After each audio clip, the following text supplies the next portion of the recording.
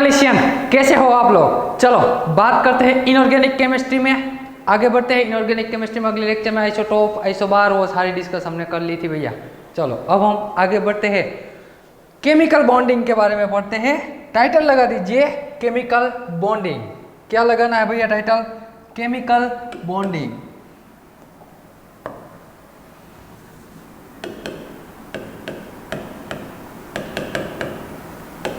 Chemical bonding. तो भैया chemical bonding नाम ही क्या है? बॉन्डिंग। तो इससे पहला वर्ड समझते हैं क्या कहता है बॉन्ड। बॉन्ड के बारे में समझते हैं ना। बॉन्ड, बॉन्ड एक्चुअल में है क्या? बॉन्ड एक्चुअल में है क्या? बॉन्ड किसे कहते हैं? तो कि भैया फोर्स ऑफ अट्रैक्शन, लिखिए यहां पे, force of attraction between two atom, दो एटम के बीच का जो फोर्स है, दो एटम के बीच में जो फोर्स है उसे हम क्या कहते हैं? बॉन्ड कहते हैं। वो बॉन्ड अलग अलग प्रकार के हो सकते हैं, अलग अलग टाइप के बॉन्ड हो सकते हैं। आपने पढ़ा ही है, आपने पढ़ा ही है। पहले मैं बात करता हूं आयोनिक बॉन्ड की। किसकी भाई? आयोनिक बॉन्ड की। आयोनिक बॉन्ड तो भैया आप आई थिंक फोर्थ स्टैंडर्ड में थे ना, फोर्थ स्टैंडर्ड में, तब से ये पढ़ रहे आयोनिक बॉन्ड किसे कहते हैं। तो आयोनिक बॉन्ड का एक प्रचलित एग्जांपल क्या है? NaCl ना। NaCl के बॉन्ड क्या होता है? आयोनिक बॉन्ड होता है। कैसे? तो कि भैया ये Na+ और Cl- से बना होता है। Na+ और Cl- से आयन जो बॉन्ड बनता है, आयन से बॉन्ड बना, उसे हम क्या कहते हैं? Ionic bond. और आयोनिक बॉन्ड में एक्चुअल में बनता कैसे है? तो कि भैया इलेक्ट्रॉन ट्रांसफर से बनता है। आयोनिक बॉन्ड जो बनता है वो इलेक्ट्रॉन ट्रांसफर होने से बनता है। तो यहां लिख सकते हैं इलेक्ट्रॉन ट्रांसफर। इलेक्ट्रॉन ट्रांसफर से जो बॉन्ड बनता है उसे हम आयोनिक बॉन्ड कहते हैं। कैसे ट्रांसफर होता है? तो कि आप जानते हैं ना, सोडियम जो है, सोडियम की इलेक्ट्रॉनिक कॉन्फ़िगरेशन क्या है? सोडियम जिसका एटॉमिक नंबर 11 है, यानी कि उसमें क्या होगा?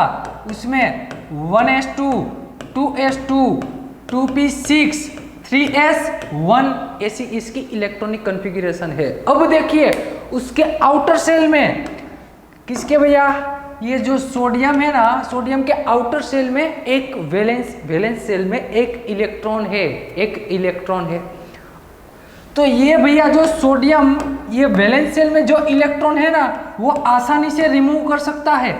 वो आसानी से इलेक्ट्रॉन रिमूव कर सकता है। तो 3s1 है, वो इलेक्ट्रॉन सोडियम ने घुमा दिया।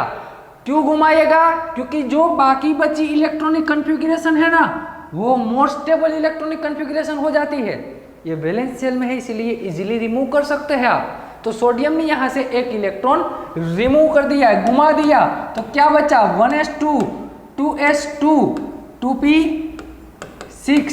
इसे किसकी कॉन्फ़िगरेशन कह सकते हैं? सोडियम प्लस की भैया। किसकी कह सकते हैं? सोडियम प्लस की। इन शॉर्ट सोडियम ने क्या कहा? सोडियम ने किया क्या? एक इलेक्ट्रॉन घुमा दिया। बात करते हैं क्लोरीन की। किसकी भैया? क्लोरीन का एटॉमिक नंबर है 17।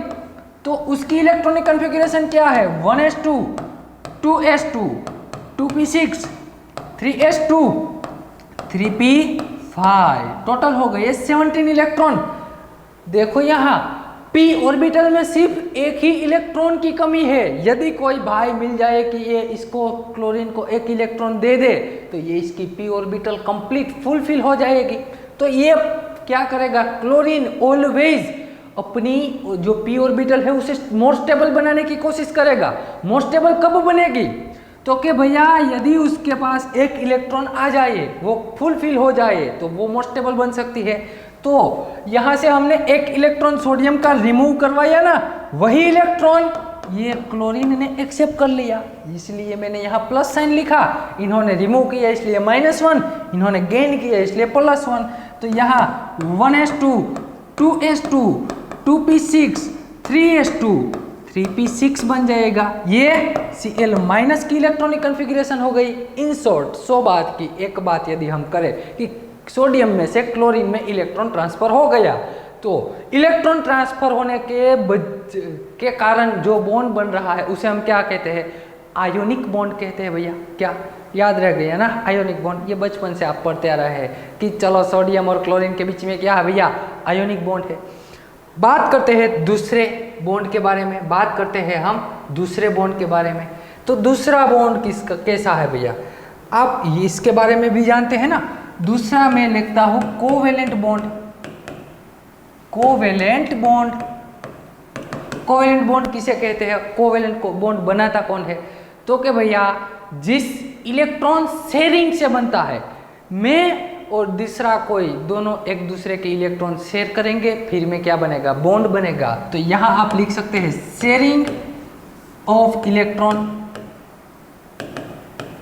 शेयरिंग ऑफ इलेक्ट्रॉन, इलेक्ट्रॉन की साझेदारी से बनता है भैया ये बॉन्ड। मैं लिखता हूं पहला एग्जांपल CH4, CH4 ले लिया हमने, तो जानते हैं ना कार्बन के पास कितने हाइड्रोजन है भैया, तो कि 4 हाइड्रोजन है। और एक बॉन्ड में, एक जो बॉन्ड है हमारा उसमें 2 इलेक्ट्रॉन है, यहाँ पे भी 2 इलेक्ट्रॉन है। हर कोई बॉन्ड होगा उसमें कितने इलेक्ट्रॉन होंगे, 2 ही इलेक्ट्रॉन होंगे। ये रहा 2 इलेक्ट्रॉन। अब देखो तो, अब देखो आप, ये जो इलेक्ट्रॉन है, क्या यहाँ टोटल कितने इलेक्ट्रॉन है, कार्बन के आसपास इलेक्ट्रॉन है कितने, ये बताओ ना पहले तो। कार्बन के आसपास यहाँ 8 इलेक्ट्रॉन है, टोटल हुए 8 इलेक्ट्रॉन। सभी कंसीडर कर लिए मैंने इलेक्ट्रॉन को। तो क्या 8 के 8 कार्बन के हैं, ना जी ना, सभी 8 के 8 कार्बन के नहीं है। तो कौन से है, तो कि भैया ये इलेक्ट्रॉन एक कार्बन का है, लेकिन ये जो मैंने क्रॉस किया वो भी इलेक्ट्रॉन का ही सिंबल है, वो इलेक्ट्रॉन हाइड्रोजन का है। ये भी किसका है भैया, ये इलेक्ट्रॉन कार्बन का, ये इलेक्ट्रॉन हाइड्रोजन का, carbon hydrogen, carbon hydrogen. In short 100 बात की एक बात करें कि एक बॉन्ड जो बना है ना, यहाँ पे जो बॉन्ड बना है ये कार्बन और हाइड्रोजन के बीच में, उसमें एक इलेक्ट्रॉन कार्बन का है, एक इलेक्ट्रॉन हाइड्रोजन का है, दोनों की साझेदारी से बना है। वो बॉन्ड को हम बचपन से कहते आ रहे हैं कि ये कोवेलेंट बॉन्ड है। क्या है भैया, ये कोवेलेंट बॉन्ड है। तो ये कोवेलेंट बॉन्ड के बारे में तो आप अच्छे से जानते हैं। आइए मैं आपको समझाता हूँ कोऑर्डिनेट कोवेलेंट बॉन्ड के बारे में। किसके बारे में भैया, coordinate covalent bond, coordinate covalent bond. तो टाइटल लगा दीजिए आपको कोऑर्डिनेट कोवेलेंट बॉन्ड।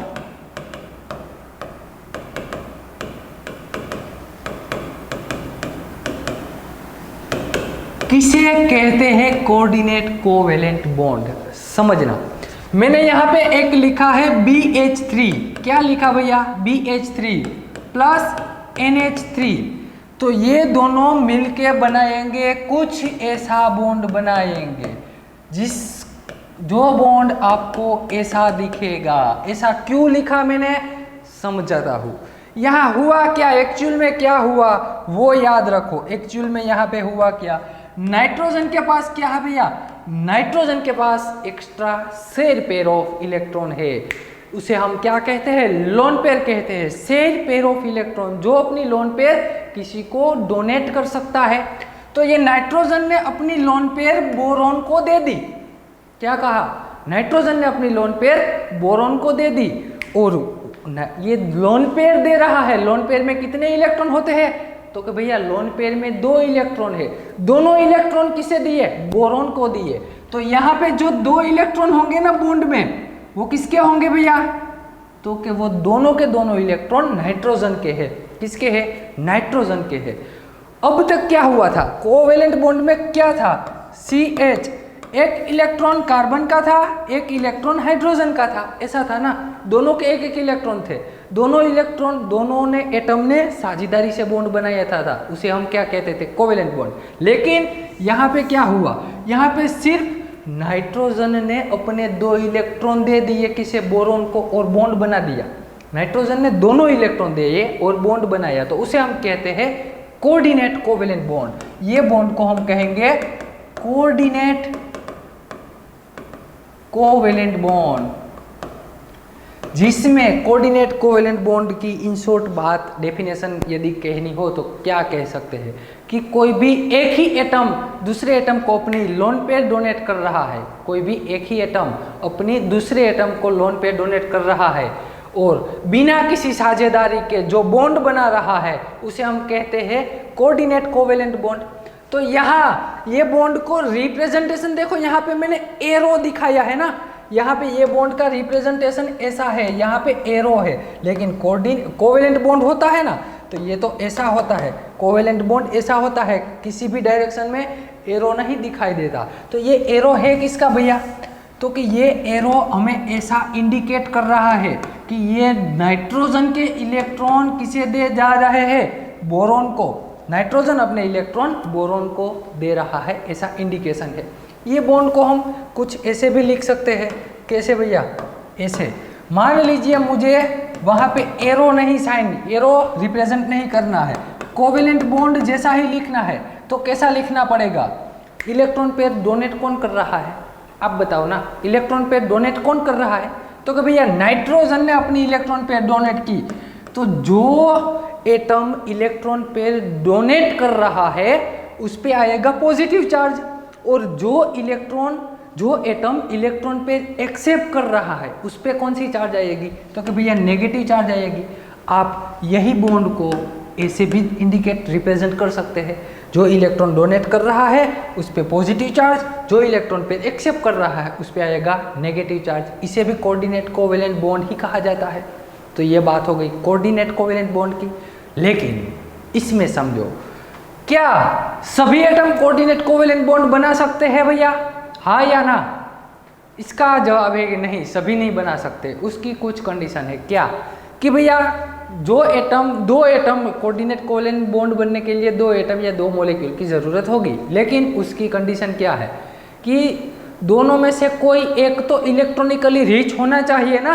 तो इसमें तो देखो नाइट्रोजन इलेक्ट्रॉनिकली रिच है, वो अपनी लोन पे डोनेट कर सकता है, लेकिन उसके सामने भी ऐसा मॉलिक्यूल या एटम होना चाहिए कि जो आने वाली इलेक्ट्रॉन डेंसिटी को एक्सेप्ट कर सके। तो यहाँ बोरॉन है हमारे पास, तो क्या बोरॉन एक्सेप्ट कर सकता है? उसके लिए हमें देखनी पड़ती है उसकी ऑर्बिटल्स। यदि कोई वेकेंट ऑर्बिटल वाला आ जाता है, वेकेंट ऑर्बिटल वाला, तो वो इलेक्ट्रॉन पेयर एक्सेप्ट कर सकता है। कैसी वेकेंट ऑर्बिटल?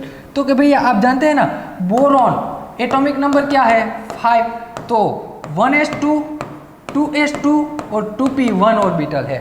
1s2 2s2 और 2p1 ऑर्बिटल है। इसकी यदि मैं वीबीटी ड्रॉ करूं, बोरॉन की वीबीटी BH3 के बारे में यदि मैं बात करूं तो क्या होता है, वीबीटी में पूरा आपको समझाऊंगा कैसे वीबीटी लिखी जाती है। यहाँ पे 1s2, तो ये मैंने 1s2 लिख दिया, ये 2s2 हो गई, ये 2p1 हो गई, ये क्या हो गई 2p ऑर्बिटल, ये 1s2 2s2 और 2p1 ऑर्बिटल। यदि मुझे इसकी वीबीटी चाहिए ना, तो यहाँ पे 2 इलेक्ट्रॉन होंगे, क्या होंगे, यहाँ पे 2 इलेक्ट्रॉन होंगे, यहाँ पे 1 इलेक्ट्रॉन है, यहाँ पे 1 इलेक्ट्रॉन है, 1 इलेक्ट्रॉन इधर भी है, 1 इलेक्ट्रॉन इधर भी है। यहाँ 2 ही होंगे भैया, लेकिन वीबीटी के लिए ये 1 इलेक्ट्रॉन इधर चलाएगा, वो हम वीबीटी में पढ़ेंगे। लेकिन यहाँ सिर्फ इतना समझो, वेकेंट ऑर्बिटल किसे कहते हैं ना, वो ही समझे। यहाँ पे जो खाली जगह पड़ी है ना 1 इलेक्ट्रॉन की, यहाँ पे 1 इलेक्ट्रॉन आ सकता है, किसका आएगा, हाइड्रोजन का। यह भी हाइड्रोजन आ गई है, यहाँ पे भी हाइड्रोजन आ गया, लेकिन फिर भी एक ऑर्बिटल, ये p वाली ये ऑर्बिटल सब सेल जो बचा है ना, वो वेकेंट रहा। ये सेल को हम वेकेंट सेल कहते हैं, वेकेंट ऑर्बिटल। ये ऑर्बिटल हमारी वेकेंट है, तो जिसके पास भी वेकेंट ऑर्बिटल होगी वो क्या करेगा, इलेक्ट्रॉन पेयर एक्सेप्ट कर सकेगा। जो नाइट्रोजन से लोन पेयर आ रही है ना, अब वो किस में जाएगी, इसमें। NH3 जो लोन पेयर डोनेट कर रहा है वो ये वाली ऑर्बिटल में करेगा। तो ये बात हो गई कोऑर्डिनेट कोवेलेंट बॉन्ड की। कोऑर्डिनेट कोवेलेंट बॉन्ड बनेगा कब, तो कि देने वाला इलेक्ट्रॉनिकली रिच होना चाहिए और लेने वाले पास इलेक्ट्रॉन या वेकेंट ऑर्बिटल होनी चाहिए, या इलेक्ट्रॉनिकली डेफिशिएंट होना चाहिए। क्या होना चाहिए, इलेक्ट्रॉनिकली डेफिशिएंट। तो सिंपल बात थी भैया, ये सिंपल बात थी। ये सभी बॉन्ड के बारे में बात हो गई। आइए हम बात करते हैं ऑर्बिटल की। ये बेसिक इन्फॉर्मेशन है, मैं आपको ऑर्बिटल के बारे में समझाता हूँ। ऑर्बिटल आप जानते ही है, टाइटल लगा दीजिए ऑर्बिटल्स। ऑर्बिटल जानते हैं ना, ऑर्बिटल के लिए हमें क्या पढ़ना जरूरी है, angular momentum quantum number, angular quantum number, angular quantum number जिसे हम L से रिप्रेजेंट करते थे, इसके बारे में आप जानते ही है। तो L की वैल्यू क्या हो सकती है भैया, या तो 0 या 1 या तो 2 या तो 3 हो सकती है। यदि L की वैल्यू 0 है तो उस ऑर्बिटल को हम क्या कहते हैं, S ऑर्बिटल है। यदि L की वैल्यू 1 है तो उसे हम P ऑर्बिटल, यदि 2 है तो इसे हम D ऑर्बिटल, यदि 3 है तो उसे हम F ऑर्बिटल कहते हैं। और इस सभी का शेप आप जानते हैं ना। चलो फिर से एक बार मैं इस सभी का शेप लिखवा देता हूँ। क्या आता है इसका शेप, स्फीयरिकल, स्फेरिकल शेप है इसका। इसका शेप क्या है तो कि भैया डम्बेल शेप है। इसका शेप क्या है तो कि भैया, अरे भैया डबल डम्बेल शेप है ये। और इसका शेप कॉम्प्लेक्स शेप है। ये spherical double dumbbell and complex shape है, इतना आप अच्छे से जानते हैं। लेकिन इसमें भी डिटेल में यदि हम चले जाए, डिटेल में सभी ऑर्बिटल में आपको समझा देता हूँ कौन सी जिराड होती है, कौन सी अनजिराड होती है। तो पहला टाइटल लगा दीजिए, एस ऑर्बिटल से हम शुरुआत करते हैं। किससे भैया, S orbital. First one S orbital. S orbital है होती कैसी है, ऐसी होती है, स्फेरिकल शेप होता है। क्या होता है, यदि उसके अंदर ये मान लीजिए पॉजिटिवली चार्ज है, इसकी साइन क्या है, पॉजिटिव है, तो पूरी की पूरा जो आपको स्फीयर दिख रहा है ना, पूरा का पूरा स्फीयर वो पॉजिटिव साइन से ही भरा होगा। या तो दूसरी प्रोबेबिलिटी, या तो ये नेगेटिव हो सकता है, तो पूरा का पूरा जो स्फीयर होगा उसमें नेगेटिव साइन ही होगी। या तो पॉजिटिव है या तो नेगेटिव है, पॉजिटिव नेगेटिव मिक्स नहीं हो सकते। याद रखना, स्फेरिकल है, पॉजिटिव है या तो टोटली नेगेटिव है। अब मैं बात करता हूँ जिराड अनजिराड के बारे में। क्या आप बताओ जिराड है या अनजिराड है, तो उसके आपको थोड़ा बहुत नॉलेज होना चाहिए सेंटर ऑफ सिमेट्री के बारे में। किसके बारे में, सेंटर ऑफ सिमेट्री आई प्रेजेंट आई। यदि सेंटर ऑफ सिमेट्री आई प्रेजेंट है तो वो मॉलिक्यूल कौन सा होगा, जिराड होगा। और यदि कोई मॉलिक्यूल में सेंटर ऑफ सिमेट्री आई एब्सेंट आई तो वो मॉलिक्यूल अनजिराड हो जाएगा, अनजिराड हो जाएगा। तो टेंशन लेने वाली बात नहीं, मैं सब कुछ डिटेल में समझाऊंगा आपको। जैसे सिमेट्री आएगी वहाँ आपको डिटेल में समझाऊंगा। लेकिन तब तक के लिए आप इतना याद रखो, जिसमें सेंटर ऑफ सिमेट्री आई प्रेजेंट है वो क्या है भैया, जिराड है। इसमें सेंटर ऑफ सिमेट्री आई एब्सेंट है तो वो अनजिराड है। तो यहाँ मैं कह सकता हूँ, यहाँ मैं क्या कह सकता हूँ कि यहाँ भाई सेंटर ऑफ सिमेट्री आई प्रेजेंट है, यहाँ पे भी सेंटर ऑफ सिमेट्री आई प्रेजेंट है। सेंटर ऑफ सिमेट्री अभी समझाऊंगा ना तो दिक्कत हो जाएगी। जो लोग फ्रेशर है ना, जो पहली बार ये सब कुछ पढ़ रहे हैं, उससे दिक्कत हो जाएगी। इसीलिए कंफ्यूजन होने वाले टॉपिक अभी नहीं पढ़ने, बाद में हम जब जिसकी ज़रूरत पड़ेगी तब हम पढ़ लेंगे। फिर भी एक बार यहाँ कह देता हूँ, जो समझ गए वो समझ गए, वरना आगे आएगा तब अच्छे से समझ जाओगे आप सभी लोग। सेंटर ऑफ सिमेट्री यानी कि मॉलिक्यूल के सेंटर से, मॉलिक्यूल के सेंटर से, ये रहा आपका मॉलिक्यूल का सेंटर। यहाँ सभी क्या पड़ा हुआ है भैया, पॉजिटिवली साइन ही है ना, पूरा का पूरा जो है वो पॉजिटिव साइन से भरा पड़ा हुआ है। मॉलिक्यूल के सेंटर से आपको निकलना है, यहाँ से शुरुआत करनी है आपको। Equal distance, opposite direction, same sign मिलनी चाहिए। इक्वल डिस्टेंस चलना है, ऑपोजिट डायरेक्शन यानी कि यहाँ आप इक्वल डिस्टेंस, लेफ्ट साइड इतने आए ना तो राइट साइड उतना जाना है। वहाँ दोनों पे सेम साइन मिलनी चाहिए, सेम एटम होना चाहिए, उसे सेंटर ऑफ सिमेट्री आई कहते हैं। तो दोनों में सेंटर ऑफ सिमेट्री आई प्रेजेंट है तो हम कह सकते हैं कि हमारी एस ऑर्बिटल जिराड ऑर्बिटल है। क्या है भैया, जिराड। और आगे हम उसको जी से, स्मॉल जी से रिप्रेजेंट करेंगे। तो ये एस ऑर्बिटल की बात हो गई भैया। ये किसकी बात हो गई, एस ऑर्बिटल की बात हो गई। और यदि मैं यहाँ ऐसा कहूँ आपको कि यहाँ उसकी एक्सिस जेड एक्सिस पे है, कौन सी एक्सिस पे है, जेड एक्सिस पे। ये भी कौन सी एक्सिस पे है भैया, जेड। ऐसा नहीं, कोई भी एक्सिस पे ये हो सकता है, पी एस ऑर्बिटल कोई भी एक्सिस पे हो सकती है, एक्स वाई जेड कोई भी ले लेना। चलो अभी मैंने ले लिया जेड एक्सिस पे है। बात करनी है पी ऑर्बिटल के बारे में। ये ऑर्बिटल समझ गए ना, स्फेरिकल शेप है। दूसरी बात करनी है हमें पी ऑर्बिटल के बारे में, तो लिखिए भैया पी ऑर्बिटल।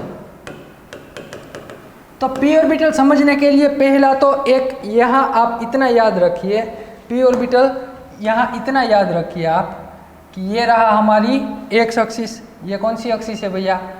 ये एक्स एक्सिस है। ये है हमारी जेड एक्सिस है, और ये है हमारी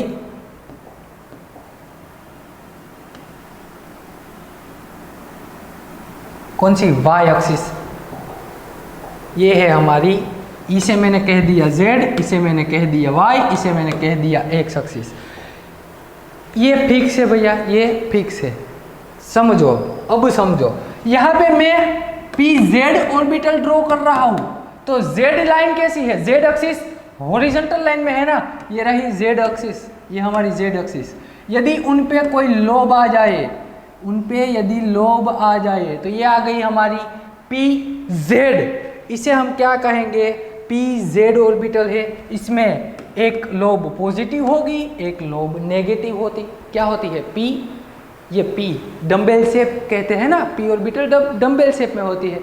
तो यहाँ एक पॉजिटिव है, दूसरा नेगेटिव है। ये पी जेड हो गई ना। अब मुझे ड्रॉ करना है पी एक्स। कौन सी वाली ड्रॉ करनी है भैया? P x. तो इसकी एक्सिस कौन सी है? ये एक्स एक्सिस वर्टिकल लाइन में है, तो वर्टिकल लाइन में ही रहने दीजिए ना इसे। ये मैंने ड्रॉ कर दी पी एक्स। उसमें भी एक लोब कौन सी होगी? एक लोब होगी पॉजिटिव, एक लोब हो गई मेरी नेगेटिव। ये पी एक्स की बात हो गई। चलो एक और ड्रॉ कर दूं ना, पी वाई। किधर ड्रॉ करेंगे हम? किधर ड्रॉ करेंगे? ये पी एक्स हो गई आपकी। चलो मैं अब पी वाई इधर ड्रॉ करता हूँ। ये ऐसी होगी ना पी वाई, 3D में आएगी, 3D में आएगी। तो यहाँ पे हो गई पी वाई। यहाँ एक लोब पॉजिटिव, एक लोब नेगेटिव आ गई, एक पॉजिटिव एक लोब नेगेटिव। आप बताओ मुझे, चलो अब आप बता दीजिए मुझे कि पी ऑर्बिटल जिराड है या अनजिराड है? क्या है? पी ऑर्बिटल जिराड है या अनजिराड? उसके लिए आपको देखना पड़ेगा सेंटर ऑफ सिमेट्री आई। तो देखो, तो सेंटर ऑफ सिमेट्री आई ऐसी कहती है, क्या कहती है कि मॉलिक्यूल के सेंटर से इक्वल डिस्टेंस जाइए, ऑपोजिट डायरेक्शन जाइए, सेम साइन मिलनी चाहिए। लेकिन एक परेशानी हो गई, यहाँ पे तो पॉजिटिव है, यहाँ पे नेगेटिव है। इसका मतलब इसमें आई एब्सेंट है, और जो भी मॉलिक्यूल या एटम ऑर्बिटल जिसमें आई एब्सेंट हो उसे हम अनजिराड कहते हैं। क्या कहते हैं? अनजिराड। तो इसका मतलब पी ऑर्बिटल हो गई हमारी अनजिराड। इसे हम अनजिराड ऑर्बिटल कहते हैं। आगे से हम इसे स्मॉल यू से रिप्रेजेंट करेंगे। देख लेना, यहाँ पे पॉजिटिव नेगेटिव, इसमें भी पॉजिटिव नेगेटिव, पॉजिटिव नेगेटिव। तो ये पी ऑर्बिटल का रिप्रेजेंटेशन था। आइए इसको मैं इधर ही तीनों के तीनों को यहाँ पे ड्रॉ करने की कोशिश करता हूँ। ये है हमारी, ये छोटी वाली होती है ना, छोटी छोटी बड़ी कुछ नहीं होता, आपको दिखाई दे ऐसी ड्रॉ करनी है हमें। यहाँ पे ये वाई लोब पे, वाई एक्सिस पे जो है वो, इसमें भी क्या होगा भैया? Positive negative. यहाँ पे मान लीजिए एक्स एक्सिस में ऊपर पॉजिटिव, तो यहाँ डाउन में नेगेटिव, यहाँ पे पॉजिटिव तो यहाँ पे नेगेटिव, यहाँ पे पॉजिटिव तो यहाँ पे नेगेटिव। ये पी ऑर्बिटल हो गई हमारी, ये हो गई हमारी पी ऑर्बिटल। इसको सिर्फ मैंने एक्सप्लेन करके समझाया है आपको, सिर्फ एक्सप्लेन करके, ताकि आप आसानी से समझ सको। ये पी जेड यानी कि हॉरिजॉन्टल लाइन में है, इधर रही हॉरिजॉन्टल लाइन में। वर्टिकल लाइन में तो इधर रही वर्टिकल लाइन में। वाई 3D में है तो ये रही 3D में। ये पी ऑर्बिटल हो गई। इसका शेप क्या है भैया? डम्बेल शेप है, ये डम्बेल शेप आ गया, तो ये लिख लेना। बढ़ते हैं हम आगे, बढ़ते हैं हम आगे। अब हमें बात करनी है डी ऑर्बिटल के बारे में। किसके बारे में? D orbital. उसका शेप कैसा होता है? Double dumbbell. डी ऑर्बिटल का शेप होता है डबल डम्बेल। डी ऑर्बिटल में भी भैया पहली तो है डी एक्स वाई, कौन सी है? D X Y. दूसरी है डी वाई जेड, और तीसरी ऑर्बिटल है डी जेड एक्स। टोटल 5 है, टोटल कितनी है भैया 5 है। पहले 3, ये तीनों के तीनों की एनर्जी सेम है, तीनों के तीनों ऑर्बिटल सेम है, इसीलिए हम तीनों को पहले साथ लिखते हैं dx dy और dz। यहाँ पे मैं ले लेता हूँ कौन सी वाली एक्सिस, चलो यहाँ पे मैंने x एक्सिस ले ली है तो यहाँ पे y एक्सिस आएगी। ठीक वैसे भी यहाँ कौन सी एक्सिस यूज़ की हुई है, यहाँ पे y और z, तो यहाँ पे हमने y ले ली तो यहाँ पे मैं z, ऐसा नहीं कि हम नहीं ले सकते, कोई भी ले सकते हैं, ये तो हमारे हाथ में है ना, कोई भी अभी ले सकते हैं। यहाँ पे कौन सी है, यहाँ पे x एक्सिस तो यहाँ पे z एक्सिस है, यहाँ पे x एक्सिस है तो यहाँ पे z एक्सिस। dx y इसकी ऑर्बिटल कहाँ पे होगी भैया, dx y की ऑर्बिटल होती कहाँ पे है, इन बिटवीन द एक्सिस। ये जो लोब होती है इसे हम क्या कहते हैं, लोब कहते हैं, लोब। तो ये लोब्स कहाँ पे होती है, in between the axis, axis के बीच में होती है। इसमें dxy, dyz और dzx तीनों के तीनों में जो लोब्स होगी हमारी वो इन बिटवीन द एक्सिस होगी। तो यहाँ पे भी ये इन बिटवीन द एक्सिस आ गई, ये पॉजिटिव, ये नेगेटिव, नेगेटिव पॉजिटिव।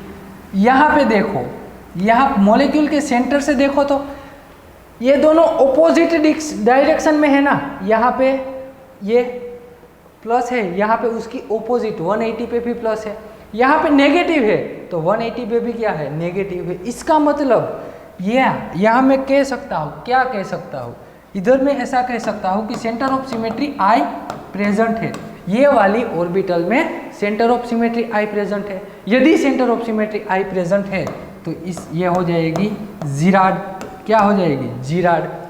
देखो भैया सेंटर ऑफ सिमेट्री में I वो आपको आगे समझ जाऊंगा, अच्छे से आप समझ जाओगे, उसमें सिमेट्री में हम उसके बारे में डिटेल में स्टडी करेंगे, किसे सेंटर ऑफ सिमेट्री I कहते हैं। ये तो सिर्फ बेसिक नॉलेज है।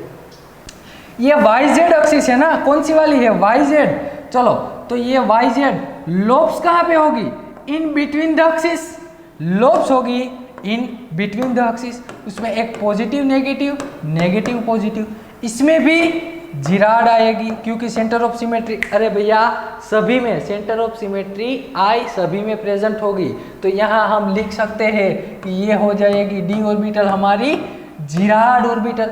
d ऑर्बिटल क्या होगी हमारी, जीराड ऑर्बिटल हो जाएगी। इसमें सिर्फ यहाँ ऑर्बिटल कैसी है ना उसका नॉलेज आपको लेना है। यहाँ पे dzx तो उसमें भी जो लोब्स होगी वो इन बिटवीन द एक्सिस होगी, कहाँ पे होगी, इन बिटवीन द एक्सिस होगी। तो यहाँ पे ये in between the axis positive negative, negative positive, तो ये आ गई dxy yz एंड zx के बात हो गई। चलो अब मैं आपको बात करता हूँ किसके बारे में भैया, फोर्थ नंबर बची हमारी dx² dash y², dx² dash y²। इसमें कहाँ पे होगी लोब, इसमें लोब होगी along the axis, lobes along the axis। उसमें कहाँ थी भैया, इन बिटवीन द एक्सिस, वो तीनों आगे हमने देखी, उसमें इन बिटवीन द एक्सिस, इसमें along the axis, यहाँ x ये y। तो यहाँ पे ये मैंने ड्रॉ कर दी x वाली लोब, ये मैंने ड्रॉ कर दी y वाली लोब्स। तो उसमें भी क्या सही बात, ये यदि पॉजिटिव है तो ये नेगेटिव है, ये पॉजिटिव है तो ये नेगेटिव है, ये ऑन दी एक्सिस होती है। इसमें जो भी लोब आएगी वो ऑन दी एक्सिस होगी। तो ये dx² डैश y² की बात हो गई। लास्ट वन बची है हमारी d5 नंबर, dz²। dz² कैसी होगी, सिर्फ एक ही और आएगी एक्सिस, कौन सी, dz, सिर्फ एक ही आएगी। यहाँ पे देखिए, इधर देखिए साथी मित्रों, इधर ये हमारी हो गई z, ये कौन सी एक्सिस है, z। इसके आसपास क्या होगा, इसके आसपास होगा हमारा कौन सा होगा भैया, हमारी x और y की लोब होगी। एक्चुअल में आप जानते हैं ये एक्चुअल में आई कहाँ से, आपको याद तो इसको ऐसे ही रखनी है कि dz² का शेप कैसा है, तो कि भैया ऐसा है, सिर्फ z एक्सिस पे ही आती है। लेकिन एक्चुअल में इसका जनरेशन, इसका उद्भवन क्या कहाँ से हुआ, तो कि यहाँ से आइए ये मैं आपको यहाँ समझाता हूँ। ये है क्या, तो कि भैया डी जेड स्क्वेयर है ना, ये डी जेड स्क्वेयर है। एक्चुअल में वो आई कहाँ से मालूम है आपको, ये एक्चुअल में है कैसी, D 2z square dash X square dash Y square में से आई।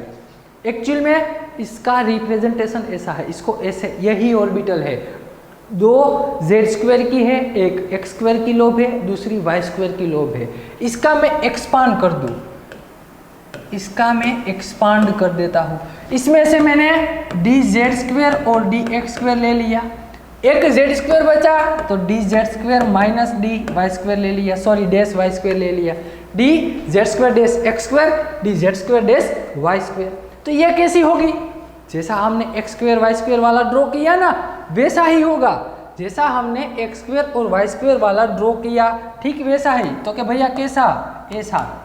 समझ जाओ, इधर समझो, यहाँ पे मैंने ले ली जेड एक्सिस, यहाँ पे Y X axis, sorry Z square है, इसका मतलब लोब्स जो आएगी वो ऑन दी एक्सिस होगी। कहाँ पे, ऑन दी एक्सिस। चलो ये जेड की ऑन दी एक्सिस आ गई, सिर्फ क्या बाद में एक्स स्क्वायर है उसकी भी लोब्स कहाँ पे आएगी, ऑन दी एक्सिस। यहाँ पे z क्या है, पॉजिटिवली, पॉजिटिवली ये negative, negative positive, positive negative, negative बात हो गई। इसमें भी ड्रॉ करना है मुझे, क्या है, Z square and Y square, Z square and Y square. समझना भैया, समझना। यहाँ पे z और मैंने y एक्सिस, यहाँ पे एक्सिस चेंज कर दी, देखना एक्सिस चेंज कर दी एक्सिस, तो यहाँ पे ये मैंने y की लोब्स ड्रॉ कर दी, ये रही हमारी z की लोब्स, ये क्या हो गई, z की लोब्स हो गई। चलो ना, इसको मैं है ना ऐसे ही लिखता हूँ ताकि आपको अच्छे से समझ में आए। इसको ऐसे ही लिखता हूँ 3D में। ये पहली तो मेरी z एक्सिस हो गई, ये है ना, ये हमारी x एक्सिस है, ऐसे x एक्सिस ऐसे है ना, इसमें जैसे है वैसे, लेकिन तो y एक्सिस ऐसे आएगी 3D में। हाँ ना बता दे भैया, अरे हाँ ना बता दो आप, यस यही आएगी, y एक्सिस यही आएगी, z एक्स एक्सिस तो ऐसी है। चलो ये x भी ड्रॉ हो गई हमारी।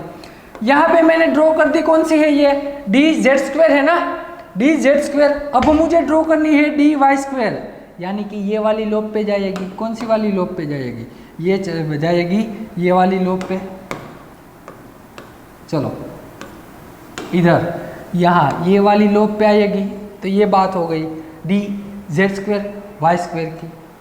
अब मैं क्या करता हूँ जानते हो, ये दोनों को कंबाइन कर देता हूँ। कैसे, समझना मेरी बात, ये दोनों को मैं कंबाइन करता हूँ कुछ ऐसे, इसको भी ले लिया, इसको भी ले लिया, मैंने इसको यहाँ पे ड्रॉ किया।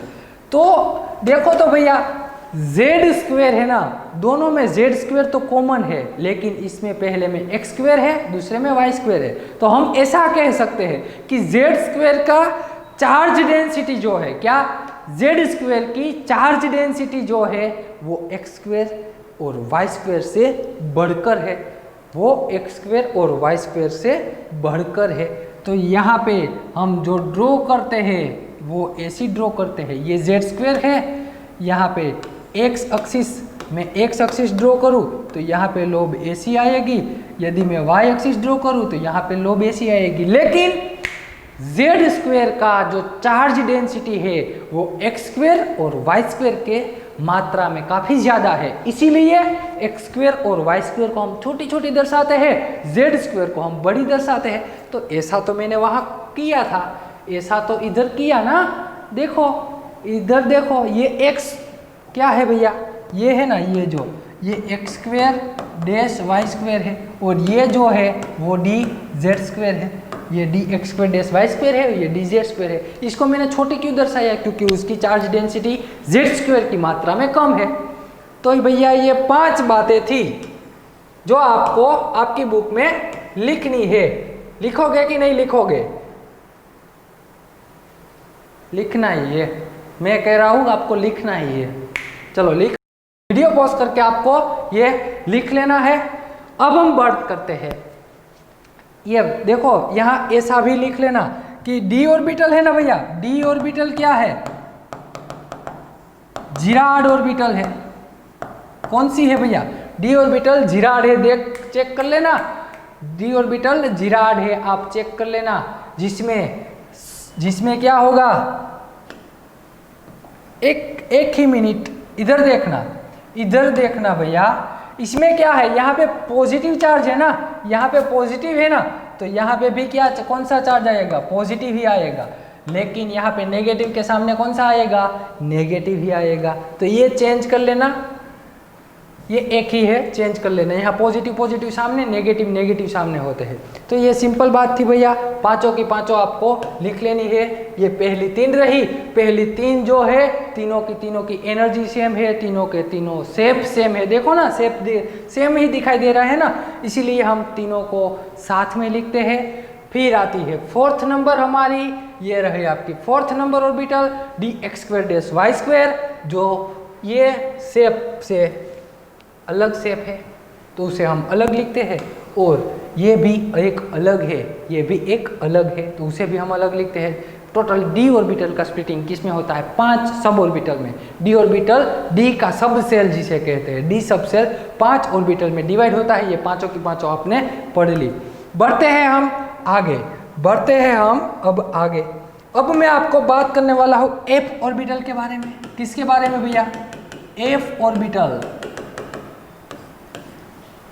तो एक ही बात लिख लो, एक ही बात। एफ ऑर्बिटल जो है ना, एफ ऑर्बिटल वो कौन सी है, कॉम्प्लेक्स शेप है। कौन सा है भैया, वो कॉम्प्लेक्स शेप है जिसे हम बोर्ड पर ड्रॉ नहीं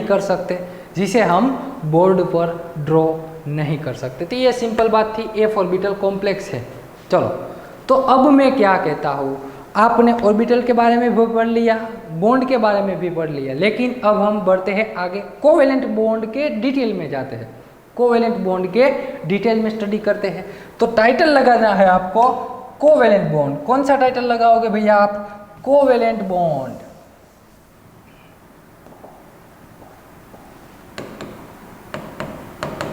कोवेलेंट बॉन्ड किसे कहते हैं, कोवेलेंट बॉन्ड कैसे बनता है कोवेलेंट बॉन्ड। तो कोवेलेंट बॉन्ड के लिए आपको लिखना है कोवेलेंट बॉन्ड फॉर्म। ये बनता है कैसे, फॉर्म,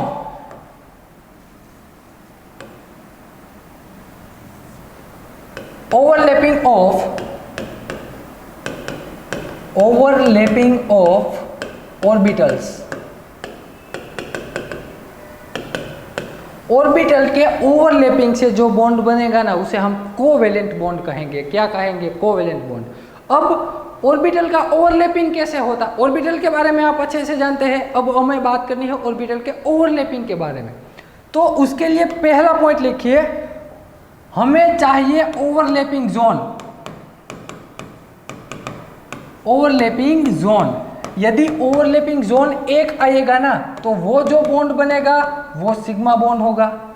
यदि ओवरलैपिंग जोन 2 आ गए तो वो पाई बॉन्ड बनाएगा। कौन सा बॉन्ड बनाएगा, पाई बॉन्ड।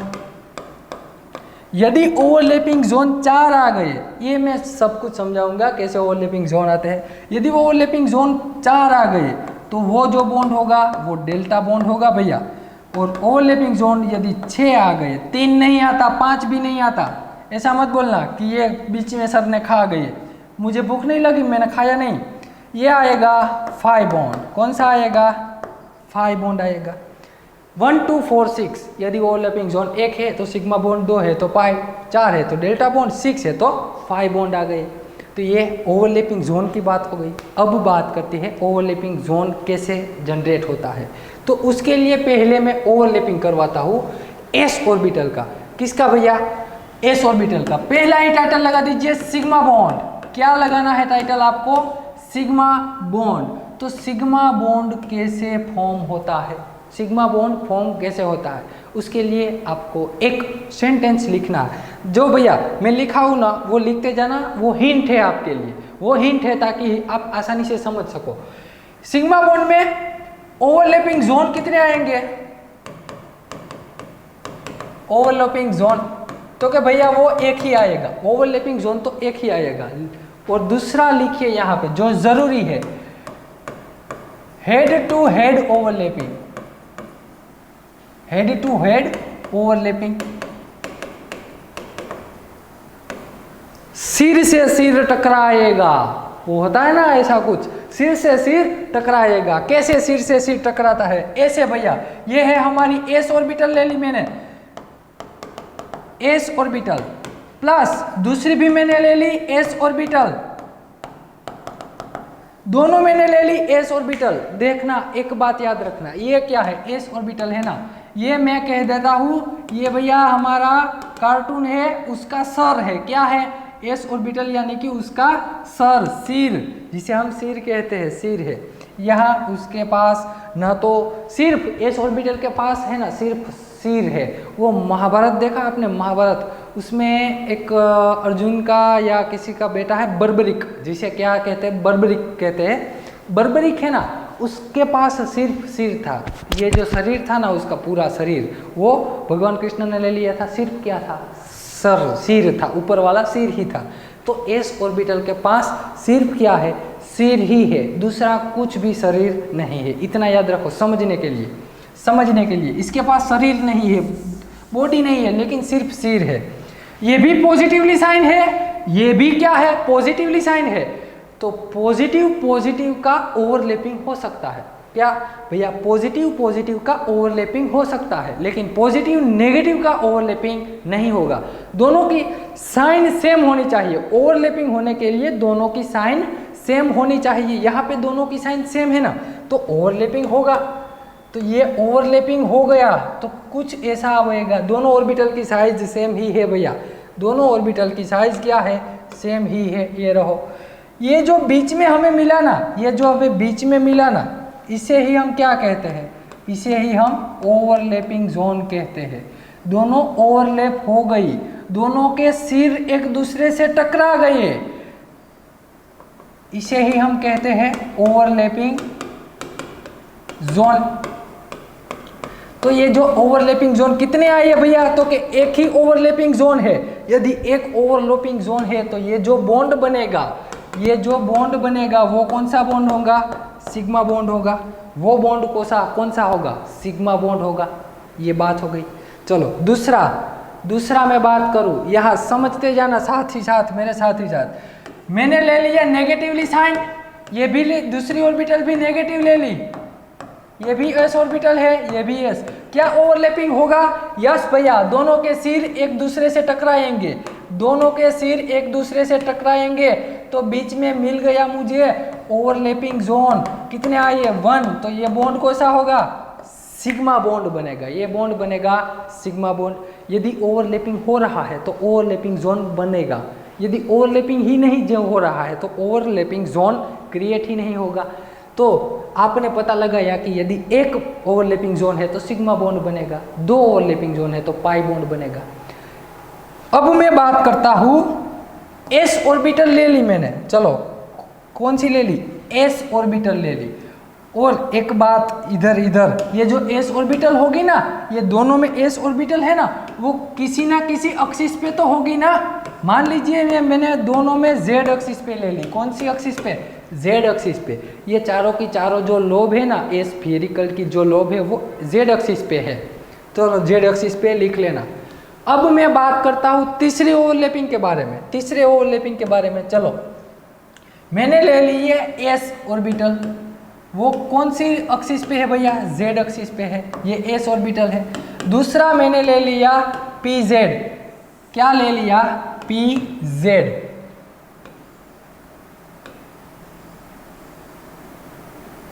अरे ऐसी थोड़ी ना होती है, हमारी ऑर्बिटल तो हष्ट-पुष्ट होनी चाहिए खा पी के। यहाँ पे है पॉजिटिवली साइन, यहाँ पे है नेगेटिव, ये भी पॉजिटिव, ये जेड एक्सिस है हमारी। क्या ओवरलैपिंग होगी कि नहीं होगी? बताओ भैया मुझे, बताओ मुझे, ओवरलैपिंग होगी कि नहीं होगी? मैं कहता हूँ होगी। क्यों? सिग्मा बॉन्ड बनने के लिए कंडीशन कौन सी है? Head to head. कौन सी है? Head to head.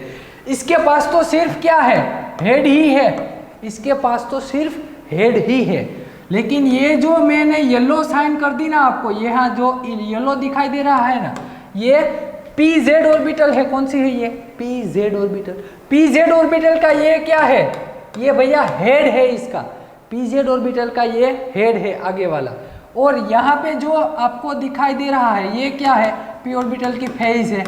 P orbital की फेज, फेज इधर है, ये आगे वाला हेड है, समझ गए आप। तो हेड टू हेड ओवरलैपिंग हो सकती है, क्या हेड टू हेड, तो यहाँ पॉजिटिवली साइन, ये भी पॉजिटिवली साइन, तो क्या ओवरलैपिंग होगी कि नहीं होगी? अरे इसका साफ साफ जवाब है भैया, ओवरलैपिंग होगी। यह एस ऑर्बिटल, यहाँ ये भी पी ऑर्बिटल की ओवरलैपिंग हो गई, ये पी ऑर्बिटल पी जेड, ये पी जेड है, यहाँ पे भी पॉजिटिव। देखो यहाँ पे ओवरलैपिंग जोन मिला मुझे, यदि ओवरलैपिंग जोन मिल रहा है, ओवरलैपिंग जोन कितने आए, एक, और यहाँ हेड टू हेड ओवरलैपिंग है, हेड टू हेड ओवरलैपिंग है। यदि हेड टू हेड ओवरलैपिंग है तो बॉन्ड बनेगा स्वाभाविक रूप से। तो ये हमारा आ गया सिग्मा बॉन्ड। ये कौन सा बन गया भैया? सिग्मा बॉन्ड बना। समझ गए आप सिग्मा बॉन्ड कैसे बनेगा, ओवरलैपिंग जोन कैसे निकालते हैं। बात करता है दूसरी, मैं यहाँ पे आपको पर्टिकुलर कह दिया, चलो मैंने आपको कह दिया कि आपको जो रेफरेंस एज ए रेफरेंस लेनी है ना, वो internuclear axis, internuclear axis, internuclear axis पहली ले ली आपने, जेड एक्सिस। कौन सी ले ली? Z axis. समझना मेरी बात, जेड एक्सिस। इसका मतलब क्या है, आओ समझो, चलो ना जेड से। तो यहाँ पे जो एस ऑर्बिटल है ना, वो कौन सी लोब, एस की लोब है, वो भी जेड एक्सिस पे होगी, एस की लोब जेड एक्सिस पे होगी।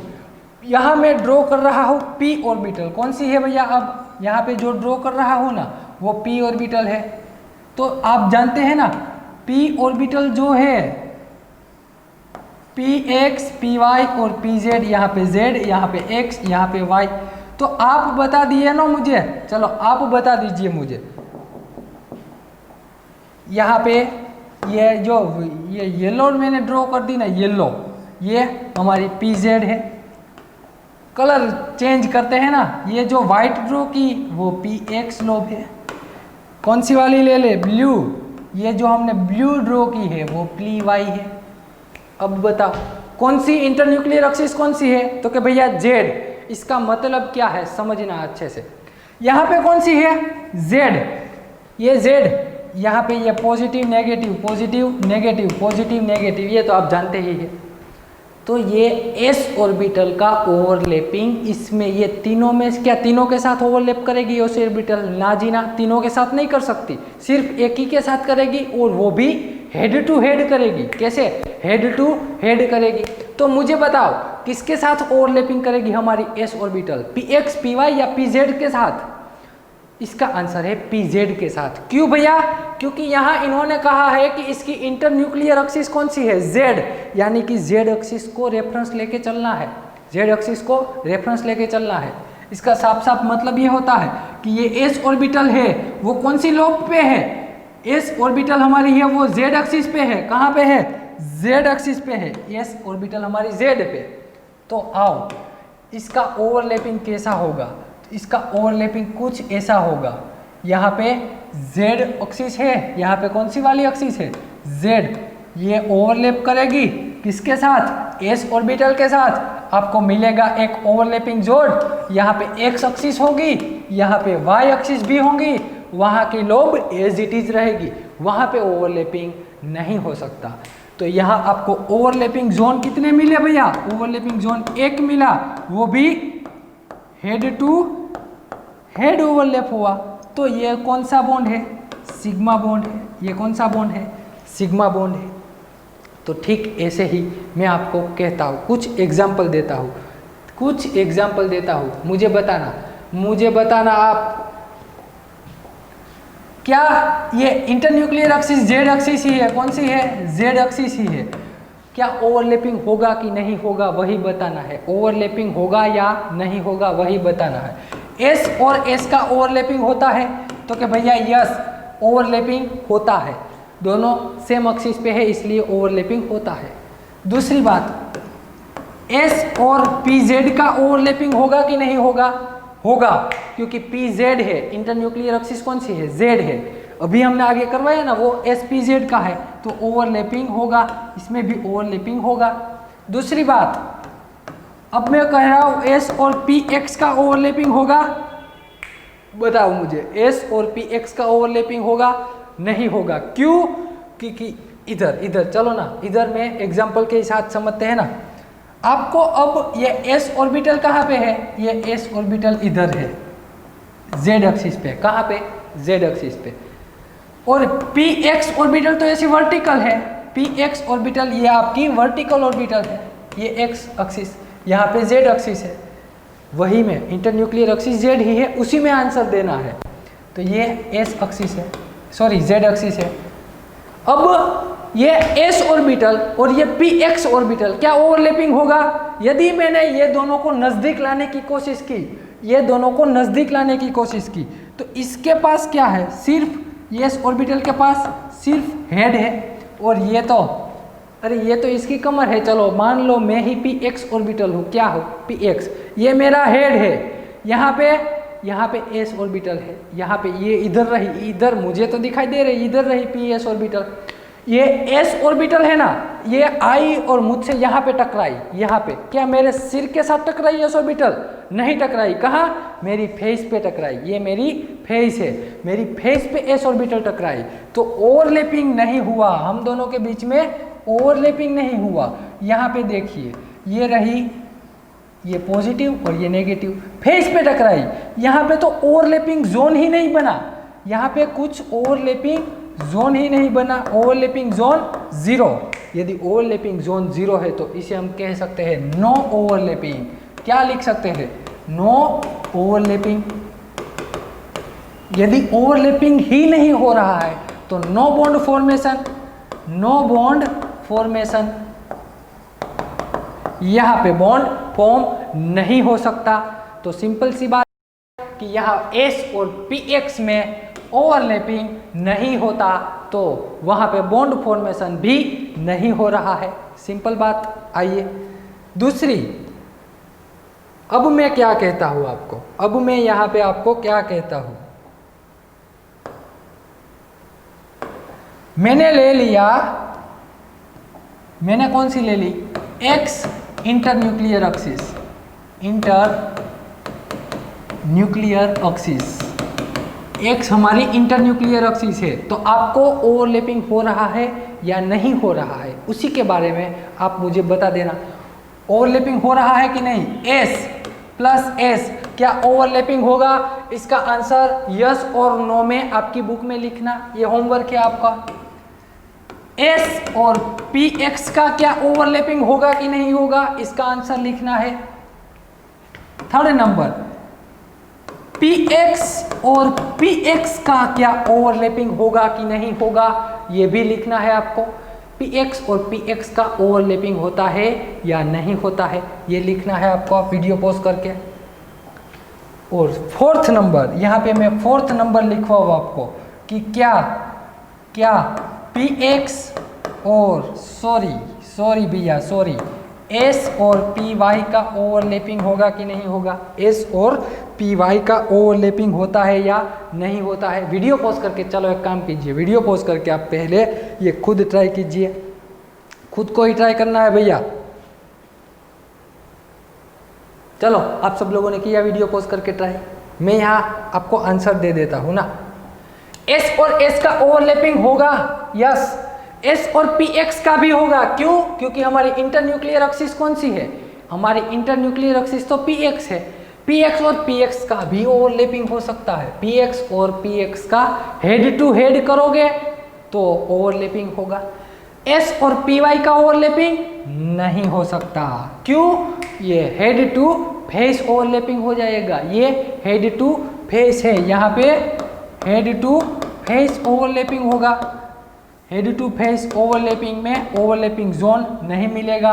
यहाँ पे ओवरलैपिंग जोन कितने आएंगे, 1 आएंगे। क्या मैं आपको ये ड्रॉ करके दिखाऊं? चलो ना दिखाता हूँ ना, ये दिखाता हूँ। मैंने px इंटरन्यूक्लियर एक्सिस कौन सी ली है, या इंटरन्यूक्लियर एक्सिस कौन सी ली है, x, यानी कि मैंने ऐसी एक्सिस यहाँ हॉरिजॉन्टल में x ले ली, ये इसकी लोब आ गई। दूसरी भी कौन सी ली है, x, px है ना दूसरी भी, ये भी px, ये पॉजिटिवली साइन, ये नेगेटिवली, पॉजिटिवली नेगेटिवली है।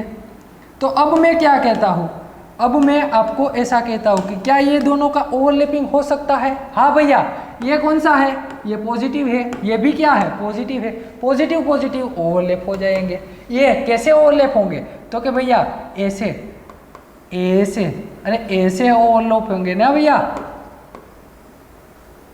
दिखाई दे रहा है आपको ओवरलैपिंग जोन, मुझे दिखाई दे रहा इधर रहा, ये बने गया दोनों का overlapping zone, plus plus minus minus, ये दोनों के बीच में एक ओवरलैपिंग, हेड टू हेड दोनों के सिर टकरा गए, ये आपको मिल गया पहला ओवरलैपिंग जोन, पहला ही एक ही है इसमें, ये आपको ओवरलैपिंग जोन मिल गया 1।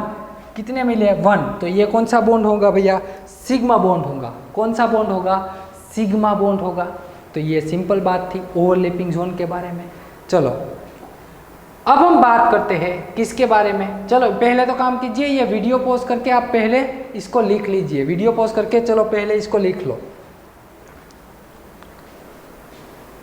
तो चलो ये बात हो गई इसकी, एक मैं आपको और देता हूँ, एक मैं आपको और देता हूँ, ये सोल्व कीजिए। तो चलो तो पहले वीडियो पॉज करके ये क्वेश्चन सोल्व कीजिए।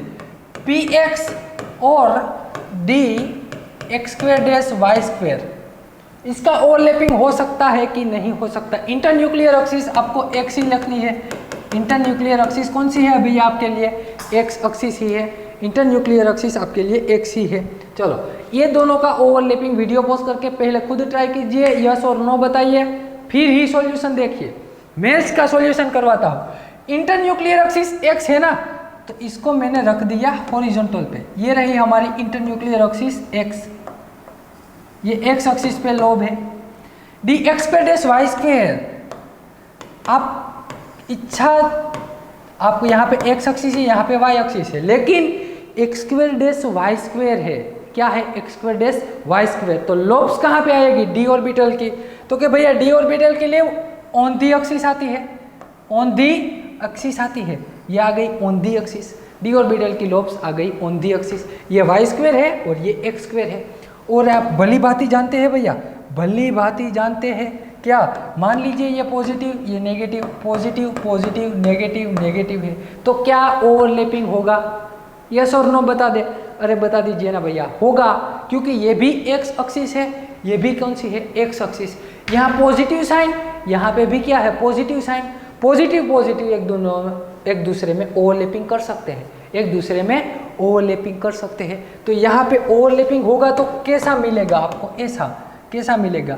यहाँ आपने वाई लोब ले ली, यहाँ पे कौन सी लोब ले ली, एक्स लोब ले ली, यहाँ पे भी एक्स लोब है ना, लेकिन ये ओवरलैपिंग कर गई, ये क्या हो जाएगा, इसका ओवरलैपिंग हो जाएगा।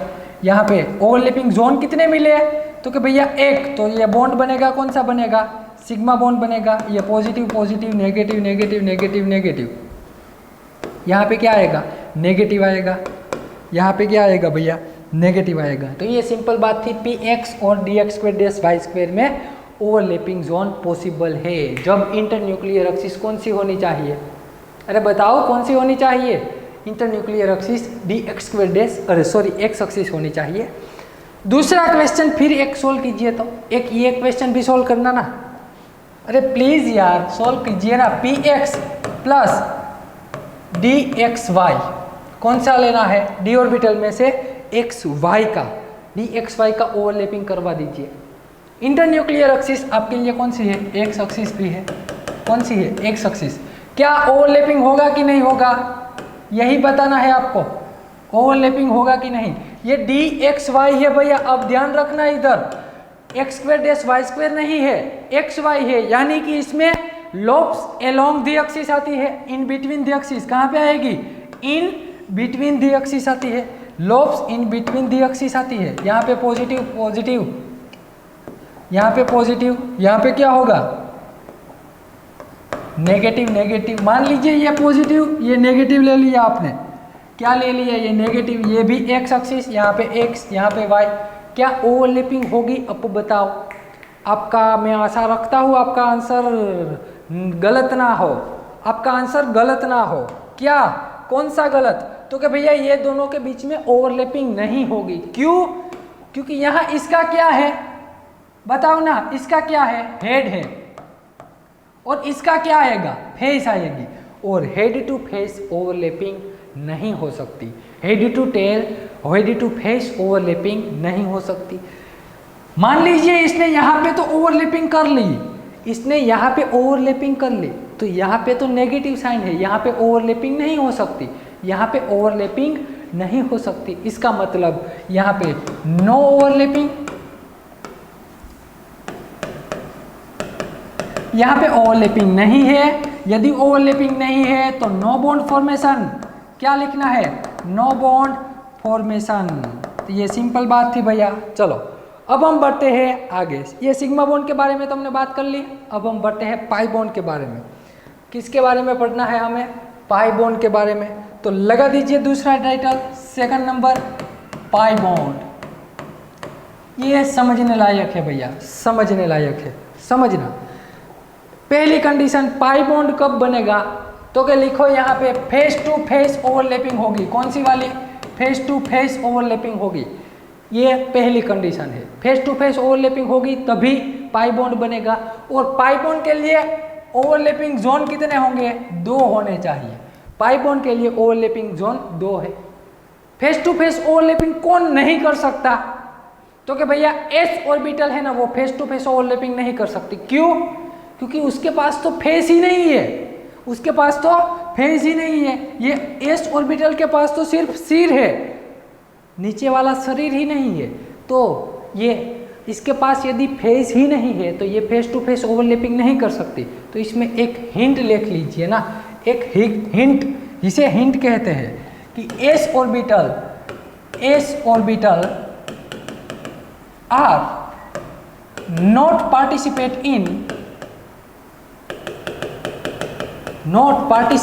इन पाई बॉन्ड फॉर्मेशन। क्यों भैया, उसका रीजन जानते हो ना, क्योंकि उसके पास फेज नहीं है, यानी कि face to face overlapping S orbital नहीं कर सकती, इसीलिए वो यूज नहीं कर सकते। तो कौन से यूज कर सकते हैं, पी डी एफ, ये तीनों ऑर्बिटल हम पाई बॉन्ड बनाने के लिए यूज करते हैं। आइए हम देखते हैं। मैं पहला ओवरलैपिंग करवाता हूं, फर्स्ट ओवरलैपिंग पी एक्स और पी एक्स के आपस में, पी एक्स और पी एक्स के। तो ये आ रही हमारी पी एक्स, ये दूसरी पी एक्स एक्सिस, यानी कि यहाँ पे एक्स एक्सिस है, ये कौन सी वाली एक्सिस, ये भी एक्स एक्सिस है। ये है हमारा पॉजिटिव साइन, पॉजिटिव नेगेटिव। क्या ओवरलैपिंग होगा कि नहीं होगा, तो कि भैया बहुत ही मजेदार ओवरलैपिंग होगा। कैसे, तो कि ये भी पॉजिटिव नेगेटिव, ये दोनों एक दूसरे में, यहाँ देखो ना, यहाँ पे देखो, ये जो मेरी उंगलियां है ना, ये उंगलियां, ये पहली उसमें ये वाला उंगली है वो पॉजिटिव, ये हथेली है वो नेगेटिव, ये उंगली है पॉजिटिव, ये नेगेटिव। क्या ये दोनों एक दूसरे से ओवरलैपिंग कर रहे हैं, अरे हाँ भैया, ये दोनों अच्छे से ओवरलैपिंग कर रहे हैं, ये दोनों एक दूसरे से अच्छे से ओवरलैपिंग कर रहे हैं। तो कैसे ओवरलैपिंग होगा, तो कि भैया ऐसे ओवरलैपिंग होगा।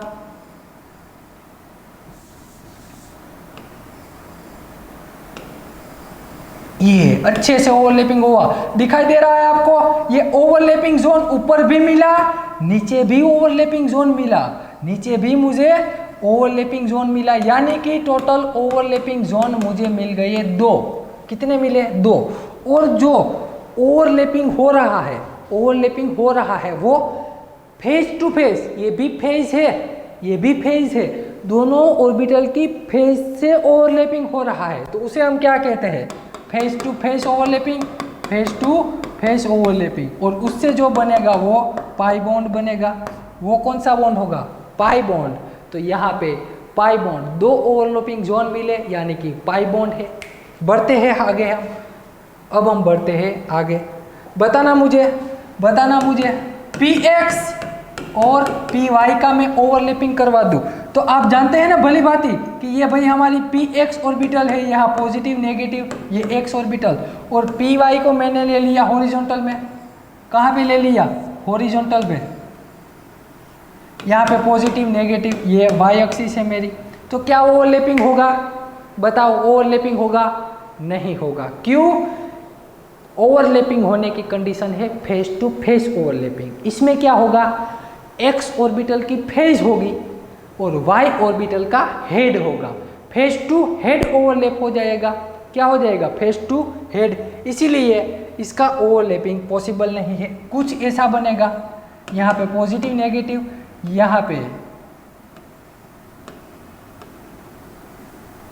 यहाँ पे कुछ ऐसा बनेगा, ये पॉजिटिव नेगेटिव, इसका फेस यूज हुआ, इसका हेड यूज हुआ, तो ये तो भैया पॉसिबल नहीं है।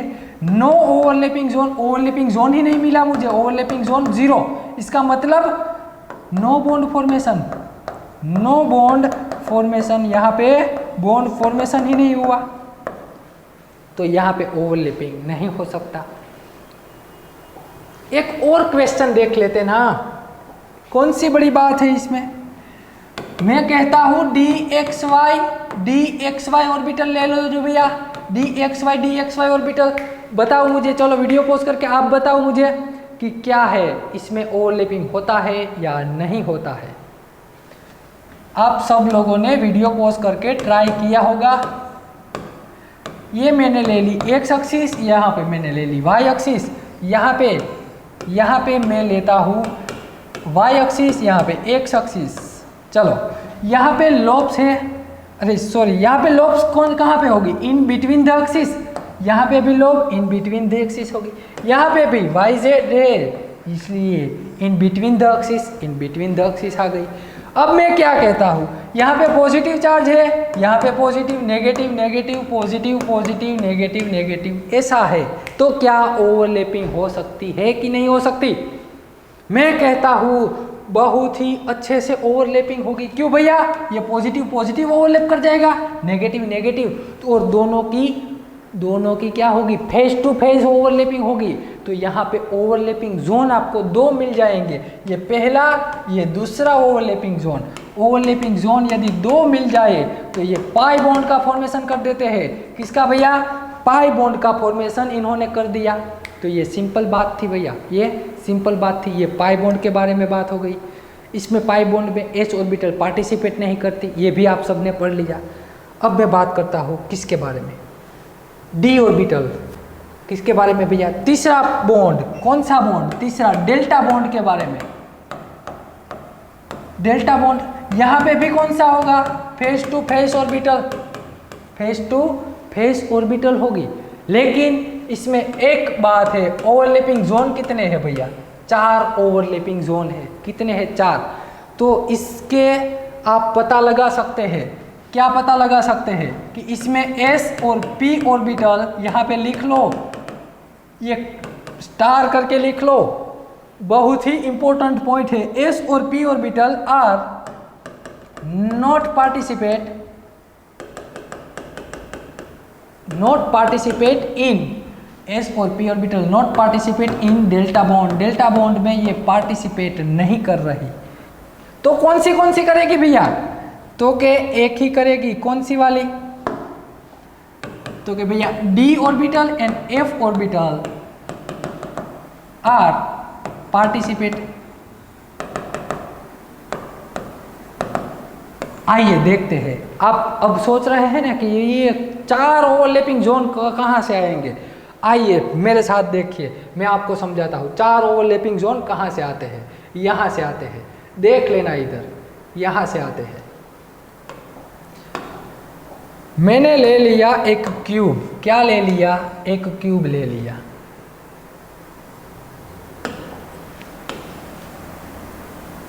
यहाँ से भी नहीं चलेगा, यहाँ से लेते हैं। चलो, ये क्यूब आपको दिखाई दे रहा है। यहाँ पे जो एक्सिस है वो z एक्सिस है, यहाँ पे जो एक्सिस है वो y axis, sorry x axis ले लीजिए। कौन सी भैया, x एक्सिस। और 3D में यानी कि पीछे से जो एक्सिस, ऐसे जो पीछे एक्सिस जा रही है वो y एक्सिस है, दिखाई दे रहा है। मॉलिक्यूल के सेंटर से मैंने ले लिया, यहाँ से ऊपर की ओर। चलो पहले तो ये z एक्सिस, यहाँ पे है x एक्सिस और यहाँ पीछे है y एक्सिस। समझ गए? अरे हाँ ना बता दे भैया, समझ गए कि नहीं समझ गए। तो मैं इसको एक्सिस को हटा दूँ। अब मैंने एक्सिस को हटा दिया। चलो ये एक्सिस तो चली गई।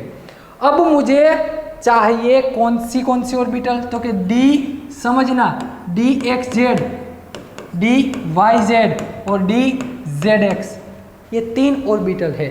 तो यहाँ पे हमारी x ऑर्बिटल है, यहाँ पे कौन सी है, z ऑर्बिटल है ना, यहाँ पे z ऑर्बिटल है। मैं क्या कहता हूँ, समझना मेरी बात, यहाँ से जो ओवरलैपिंग है ना, ये लोब्स है ना, ये एसी लोब्स है। यहाँ पे एक लोब एसी है, ये एक लोब एसी है। चलो इसको काम करते हैं ना, इसको है ना हम छोटा रखते हैं ताकि आपको अच्छे से दिखाई दे। इसको स्क्वायर को हम छोटा रखते हैं ताकि आपको अच्छे से दिखाई दे। चलो अब दिखाई देगा कि नहीं दिखाई देगा? अरे दिखाई देगा। इधर से यहाँ पे एक लोब है, एक लोब इधर है, यहाँ पे एक लोब है, एक लोब इधर है। दिखाई दे रहा है? दिखाई दे रहा है। चलो यहाँ पे एक लोब है एसी, यहाँ पे एक लोब एसी है। यह एक्स एक्सिस है हमारी, ये है हमारी जेड एक्सिस, और आपके सामने मॉलिक्यूल के सेंटर में से आपके सामने आ रही है वो कौन सी एक्सिस है भैया? वो एक्सिस है आपकी वाई एक्सिस।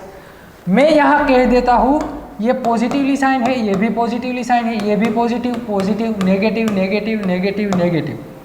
अब तो आपको दिखाई दे रहा है या नहीं दिखाई दे रहा है? मुझे दिखाई दे रहा है। ध्यान से देखो, ये नेगेटिव है ना, ये नेगेटिव के साथ ओवरलैप करेगा, ये भी नेगेटिव नेगेटिव के साथ ओवरलैप करेगा, ये पॉजिटिव जो दिखाई दे रहा है वो पॉजिटिव के साथ ओवरलैप करेगा, ये भी पॉजिटिव पॉजिटिव के साथ ओवरलैप करेगा। इन शॉर्ट 100 बात की एक बात कह दूँ, आपके रूम है ना, रूम में छत में मैंने 4 लोब रख दी, आपके ज़मीन पे 4 लोब रख दी। ऊपर वाली चारों की चारों लोब नीचे वाली चारों के चारों लोब से ओवरलैप कर रही है, यानी कि छत और जमीन एक दूसरे से ओवरलैप कर रही है। तो आपको कितने कॉर्नर है? अरे कितनी कॉर्नर है देखो तो भैया, आपके ऊपर कितने कॉर्नर है? 4 ना। तो ये चारों के चारों एक दूसरे से ओवरलैप कर रहे हैं। तो ओवरलैपिंग जोन मुझे कितने मिले? 4। यदि 4 ओवरलैपिंग जोन है, कितने हैं भैया? 4 ओवरलैपिंग जोन। यहाँ पे लिखना ओवरलैपिंग जोन 4 है। तो कौन सा बॉन्ड बनेगा? ओवरलैपिंग जोन 4 है तो डेल्टा बॉन्ड बनता है। कौन सा बॉन्ड? Delta bond. और ये जो ओवरलैपिंग हो रहा है वो किसके बीच में हो रहा है? D X Y Y Z और जेड एक्स के बीच में। किसमें? डी ऑर्बिटल के बीच में ये ओवरलैपिंग हो रहा है। तो ये सिंपल बात थी किसके बारे में भैया? डेल्टा बॉन्ड के बारे में आपने लिखा होगा। अब हम बात करते हैं लास्ट वन 5 बॉन्ड। किसके बारे में भैया? लास्ट वन 5 बॉन्ड के बारे में। तो यहाँ पे लिखना 5 बॉन्ड। इसमें ओवरलैपिंग जोन कितने होते हैं? इसमें ओवरलैपिंग जोन भैया होते हैं 6। कितने होते हैं? 6। और एक मजे की बात बता दूं, इसमें ओवरलैपिंग में एस ऑर्बिटल पार्टिसिपेट नहीं करती, पी भी पार्टिसिपेट नहीं करती डेल्टा बॉन्ड बनाने में, अरे डी भी नहीं करती। तो D orbital are not participate in 5 bond formation. तो कौन सी करेगी? सिर्फ और सिर्फ एफ ऑर्बिटल्स आर पार्टिसिपेट। सिर्फ एफ ऑर्बिटल आर पार्टिसिपेट। तो एफ ऑर्बिटल वो भी ये 5 बॉन्ड जो बनेगा वो कौन से एटम में होगा? क्योंकि भैया वो लैंथेनाइड एंड एक्टिनाइड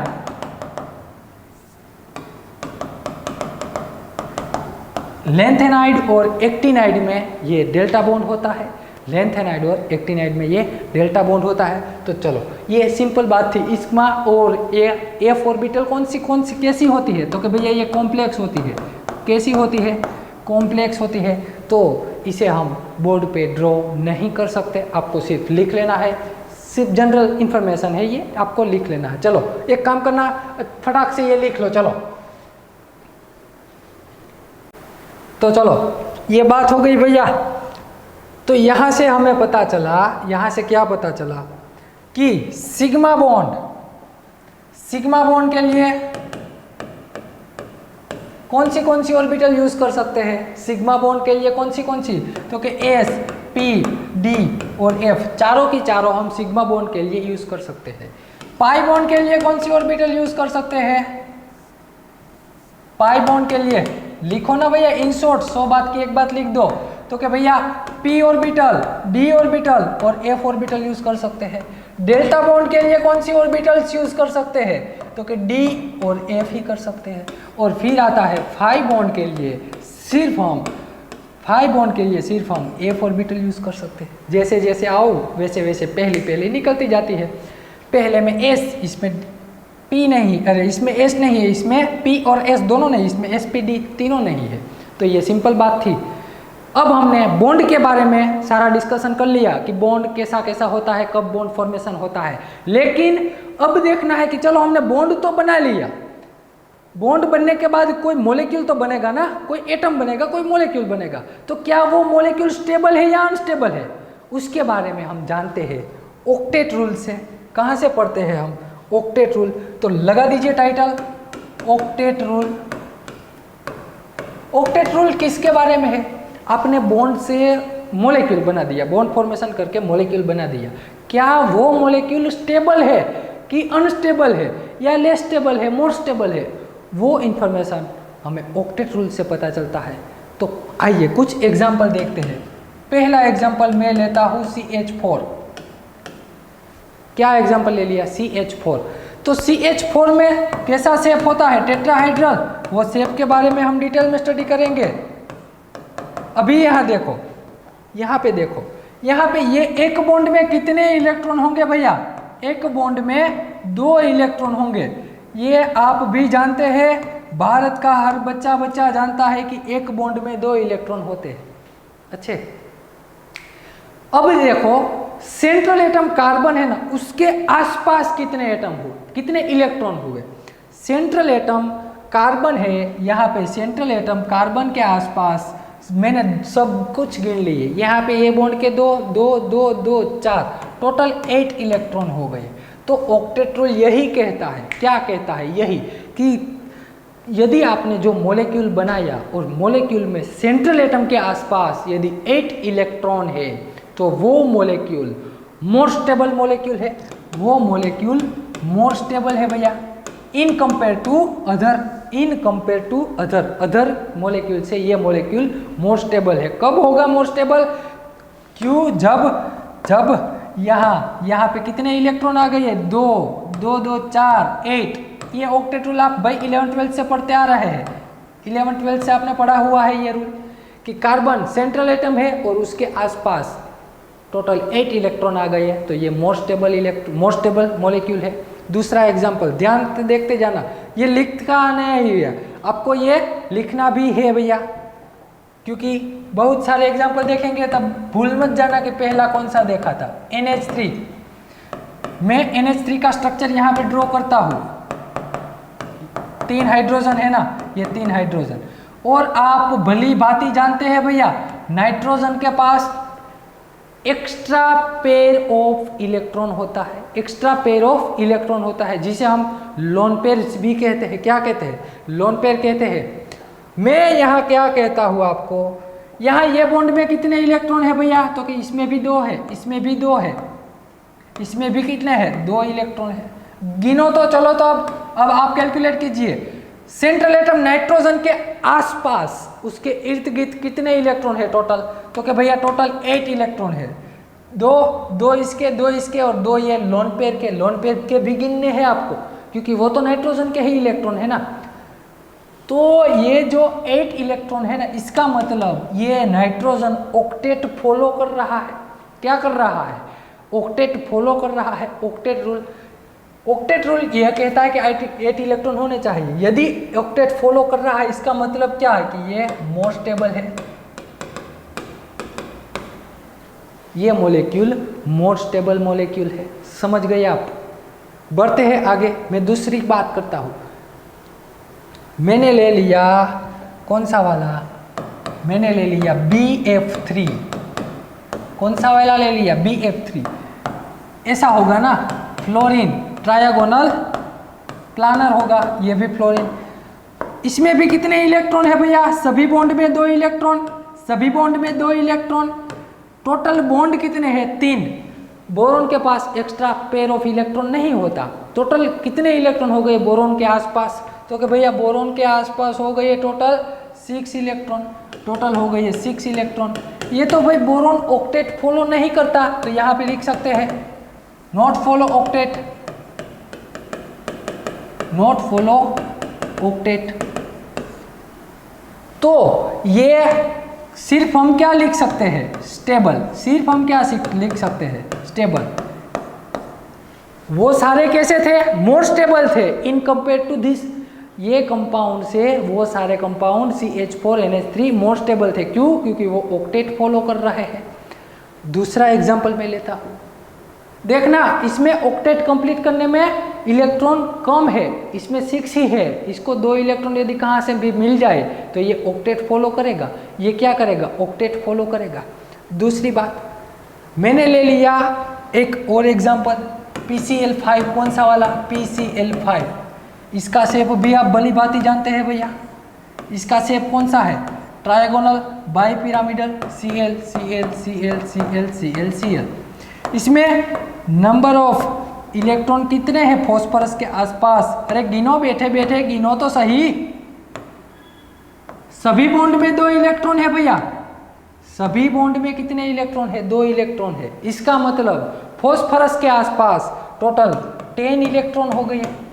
कितने हो गए, 10। अरे ये तो ऑक्टेट से ज्यादा हो गए, ऑक्टेट के लिए तो 8 ही इलेक्ट्रॉन की जरूरत है, इसमें 10 हो गए। इसका मतलब ये भी ऑक्टेट फॉलो नहीं कर रहा है, ये भी ऑक्टेट फॉलो नहीं कर रहा है। फिर भी ये कंपाउंड स्टेबल है। आपने देखा होगा ये ऐसे कंपाउंड एग्जिस्ट करते हैं, PCl5 है। समझ गए? एक और एग्जांपल लेता हूँ, एक और मैं क्या समझाता हूँ, समझ जाओगे, अभी अभी समझ जाओगे। SF6 के बारे में। किसके बारे में, SF6। SF6 का स्ट्रक्चर भी जानते हैं ना भैया।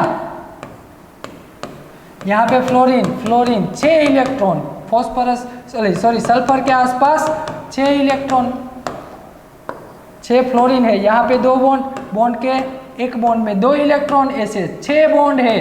तो टोटल हो गए सल्फर के आसपास 12 इलेक्ट्रॉन हो गए। टोटल सल्फर के आसपास 12 इलेक्ट्रॉन हो गए। तो ये भी ऑक्टेट फॉलो नहीं कर रहा, लेकिन फिर भी ये स्टेबल है। तो ऑक्टेट भाई ने पहले से मैं कहता हूँ आपको, ऑक्टेट ने ऐसा रूल दिया क्या, कौन सा वाला ऑक्टेट ने रूल दिया कि ऑक्टेट ने ऐसा कहा, ऑक्टेट रूल ऐसा कहता है कि जिसके आसपास सेंट्रल एटम के आसपास 8 इलेक्ट्रॉन है वो स्टेबल है। ये स्टेबल है, बहुत ही स्टेबल है। इसके आसपास भी देखो तो नाइट्रोजन के आसपास भी 8 इलेक्ट्रॉन है तो स्टेबल है। यहाँ पे देखिए BF3, इसके आसपास क्या 8 इलेक्ट्रॉन है? नहीं है, फिर भी ये स्टेबल है, फिर भी ये कंपाउंड स्टेबल है। तो ये आ गई ऑक्टेट की लिमिटेशन, ये आ गई किसकी, ऑक्टेट की लिमिटेशन है। ऑक्टेट रूल ये नहीं समझा रहा, ये एक्सप्लेन नहीं कर पा रहा है कि इसके आसपास 8 नहीं है फिर भी ये स्टेबल क्यों है। आपके रूल से तो भैया ये अनस्टेबल होना चाहिए, लेकिन ये स्टेबल है, ये इसकी लिमिटेशन है। ये भी PCl5, इसके आसपास फॉस्फोरस के आसपास 10 इलेक्ट्रॉन आ गए। ऑक्टेट रूल में तो 8 ही आने चाहिए। जिस मॉलिक्यूल के पास 8 है वो स्टेबल है, लेकिन इसके पास 10 है फिर भी ये स्टेबल है। ये भी ऑक्टेट की लिमिटेशन है। होती है ना कुछ सभी की लिमिटेशंस होती है। जैसी आप सभी की है कि आप अच्छे से पढ़ाई नहीं कर रहे हैं, वो आपकी लिमिटेशन है। तो ये ऑक्टेट की भी लिमिटेशन है कि ये 12 इलेक्ट्रॉन है फिर भी ये स्टेबल है। तो यहाँ पे लिमिटेशन करके लिख लेना, लिमिटेशन करके लिखिए, limitation of octet, limitation of octet. Octet की लिमिटेशन क्या है भैया, 6 इलेक्ट्रॉन और मोर देन 8 इलेक्ट्रॉन। 8 इलेक्ट्रॉन से ज़्यादा है वो भी उसकी लिमिटेशन है, और 6 इलेक्ट्रॉन भी उसकी लिमिटेशन है। तो 6 इलेक्ट्रॉन को उन्होंने बोला हाइपोवेलेंट है। ये क्या है भैया, हाइपोवेलेंट है। और मोर देन 8 यानी कि 10 इलेक्ट्रॉन और 12 इलेक्ट्रॉन को इन्होंने बोला हाइपरवेलेंट। ये कंपाउंड कैसे है, हाइपरवेलेंट है, वो हाइपोवेलेंट है। तो ये ऑक्टेट की लिमिटेशन आ गई। वो सिर्फ कुछ ही कंपाउंड को एक्सप्लेन कर पाए कि जिसके आसपास सेंट्रल एटम के आसपास 8 इलेक्ट्रॉन है वो स्टेबल है, लेकिन जिसके आसपास 8 नहीं है फिर भी क्यों स्टेबल है, उसका रीज़न वो नहीं दे सके। उसके लिए आइए सज्जन भाई, कौन से आए भैया, उसके लिए आइए सज्जन भाई। तो टाइटल लगा दीजिए सज्जन थियरी, सज्जन थियरी। ये इन्होंने आके ही पहला स्टेटमेंट दे दिया, सिंगलेट लिंकेज, सिंगलेट लिंकेज, और दूसरी कह दी डबलेट लिंकेज। क्या है, मैं जानता हूं आप सबके लिए ये नया है, आपके लिए ये नया है, मैं एक्सप्लेन करता हूं। सिंगलेट लिंकेज और डबलेट लिंकेज कहते किसे है, उसके लिए वो ऑक्टेट भाई ने PCl5 को एक्सप्लेन नहीं कर पाया ना, ये भाई PCl5 को एक्सप्लेन कर रहे हैं। कैसे एक्सप्लेन कर रहे हैं, देखिए इधर PCl5 को कैसे एक्सप्लेन करते हैं ये भाई। इन्होंने कुछ ऐसा कहा, क्या, पहले तो PCl5 आप आपकी बुक में लिख लीजिए। तो चलो तो एक काम कीजिए तो भैया PCl5 आप आपकी बुक में लिख लीजिए। यहाँ पे chlorine chlorine chlorine chlorine chlorine, और आप भली भांति जानते हैं ना, भली भांति जानते हैं क्या, कि फॉस्फोरस के आसपास कितने इलेक्ट्रॉन है, 10। उसमें से क्या 10 के 10 इलेक्ट्रॉन फॉस्फोरस के हैं, नहीं है, सभी इलेक्ट्रॉन फॉस्फोरस के नहीं है, उसमें से सिर्फ ये 5 इलेक्ट्रॉन ही किसके हैं भैया, ये 5 इलेक्ट्रॉन ही फॉस्फोरस के हैं। बाकी एक एक इलेक्ट्रॉन तो क्लोरीन ने पार्टिसिपेट किया है, ऐसा हम जानते हैं, ऐसा हम जानते हैं, कोवेलेंट बॉन्ड है, पार्टिसिपेट से बना होगा। अब देखो फॉस्फोरस के आसपास 5 इलेक्ट्रॉन है ना, फॉस्फोरस के पास 5 इलेक्ट्रॉन है, यानी लिख दिए 5 इलेक्ट्रॉन। अब मुझे यही फॉस्फोरस को ऑक्टेट कंप्लीट करवाना है, तो क्या करना होगा, यदि मैं उसे 3 इलेक्ट्रॉन कहीं से दे दूं, कहीं से 3 इलेक्ट्रॉन दे दूं, कितने, ऑक्टेट कंप्लीट करने के लिए इसे 3 इलेक्ट्रॉन की ज़रूरत है, तो ये ऑक्टेट फॉलो करने लगेगा। आई बात समझ में, मुझे इसे किसी ना किसी तरह ऑक्टेट फॉलो करवाना है। तो देखो इधर मैं क्या कहता हूं, इधर यहाँ पे देखो, ये जो 5 इलेक्ट्रॉन तो वो फॉस्फोरस के है ही, ये 5 इलेक्ट्रॉन जो है आपको दिखाई दे रहे हैं वो तो फॉस्फोरस के है ही, लेकिन क्या ये क्लोरीन ने जो दिए हैं बॉन्ड बनाने के लिए 5 इलेक्ट्रॉन दिखाई दे रहे हैं, 5 तो उस फॉस्फोरस के हैं। अब उसे ऑक्टेट फॉलो करना है, समझना, ऑक्टेट फॉलो करना है तो उसके कितने इलेक्ट्रॉन की जरूरत होगी, सिर्फ 3 ही इलेक्ट्रॉन की जरूरत होगी। किसको, फॉस्फोरस को सिर्फ 3 ही इलेक्ट्रॉन की जरूरत होगी। तो यहाँ आसपास बहुत सारे क्लोरीन आ गए, लेकिन फॉस्फोरस सिर्फ 3 ही क्लोरीन के साथ, 3 ही क्लोरीन को साथ अपना बॉन्ड बनाएगा। तो ये जो बॉन्ड है ना, ये जो मैंने इलेक्ट्रॉन दर्शाए ना, ये 3 बॉन्ड ऐसे हैं, समझना मेरी बात, ये 3 बॉन्ड ऐसे हैं जिसमें फॉस्फोरस ने अपने इलेक्ट्रॉन का पार्टिसिपेट होने दिया, किसके साथ, क्लोरीन के साथ। समझना मेरी बात, फॉस्फोरस के पास 5 इलेक्ट्रॉन तो ऑलरेडी थे, उसे ऑक्टेट कंप्लीट करने के लिए सिर्फ 3 इलेक्ट्रॉन की ज़रूरत थी। तो फॉस्फोरस क्या करेगा, 3 इलेक्ट्रॉन, ये जो बॉन्ड बना रहा है ना, ये पहला क्लोरीन, दूसरा क्लोरीन और तीसरा क्लोरीन, ये 3 क्लोरीन के साथ इन्होंने अपने इलेक्ट्रॉन के पार्टिसिपेट करके बॉन्ड बना दिया। लेकिन अब देखो, मैं ये सिर्फ 3 इलेक्ट्रॉन की बात कर रहा हूँ, ये 3 बॉन्ड की बात कर रहा हूँ। अब देखो तो क्या ऑक्टेट फॉलो कर रहा है या नहीं कर रहा है, ये बॉन्ड इधर होगा, ये इलेक्ट्रॉन इधर होगा भैया, ये इलेक्ट्रॉन इधर होगा, यहाँ पे इलेक्ट्रॉन नहीं है। अब बताओ मुझे कितने इलेक्ट्रॉन हो गए फॉस्फोरस के आसपास, यह पहला, दूसरा, तीसरा, ये भी पार्टिसिपेट में आ गए, इसलिए अब फॉस्फोरस का ही कंसीडर करना होगा। इधर, अरे ये रहा। इन शॉर्ट 100 बात की एक बात यदि हम कर दें कि फॉस्फोरस के आसपास टोटल अब 8 इलेक्ट्रॉन हो गए। कहाँ से आए, क्योंकि फॉस्फोरस ने 3 क्लोरीन के साथ बॉन्ड बना दिया, अपने इलेक्ट्रॉन शेयर करके बॉन्ड बना दिया। लेकिन ये जो दो क्लोरीन बचे ना, ये 2 क्लोरीन बेचारे अकेले बैठे रहे। क्यों? क्योंकि फॉस्फोरस अब उसे इलेक्ट्रॉन नहीं दे रहा है। फॉस्फोरस उसके इलेक्ट्रॉन, ये जो देखो इधर, ये इलेक्ट्रॉन इधर है ना, ये बॉन्ड जो बना उसमें सिर्फ क्लोरीन का हिस्सा है, फॉस्फोरस का हिस्सा ही नहीं है।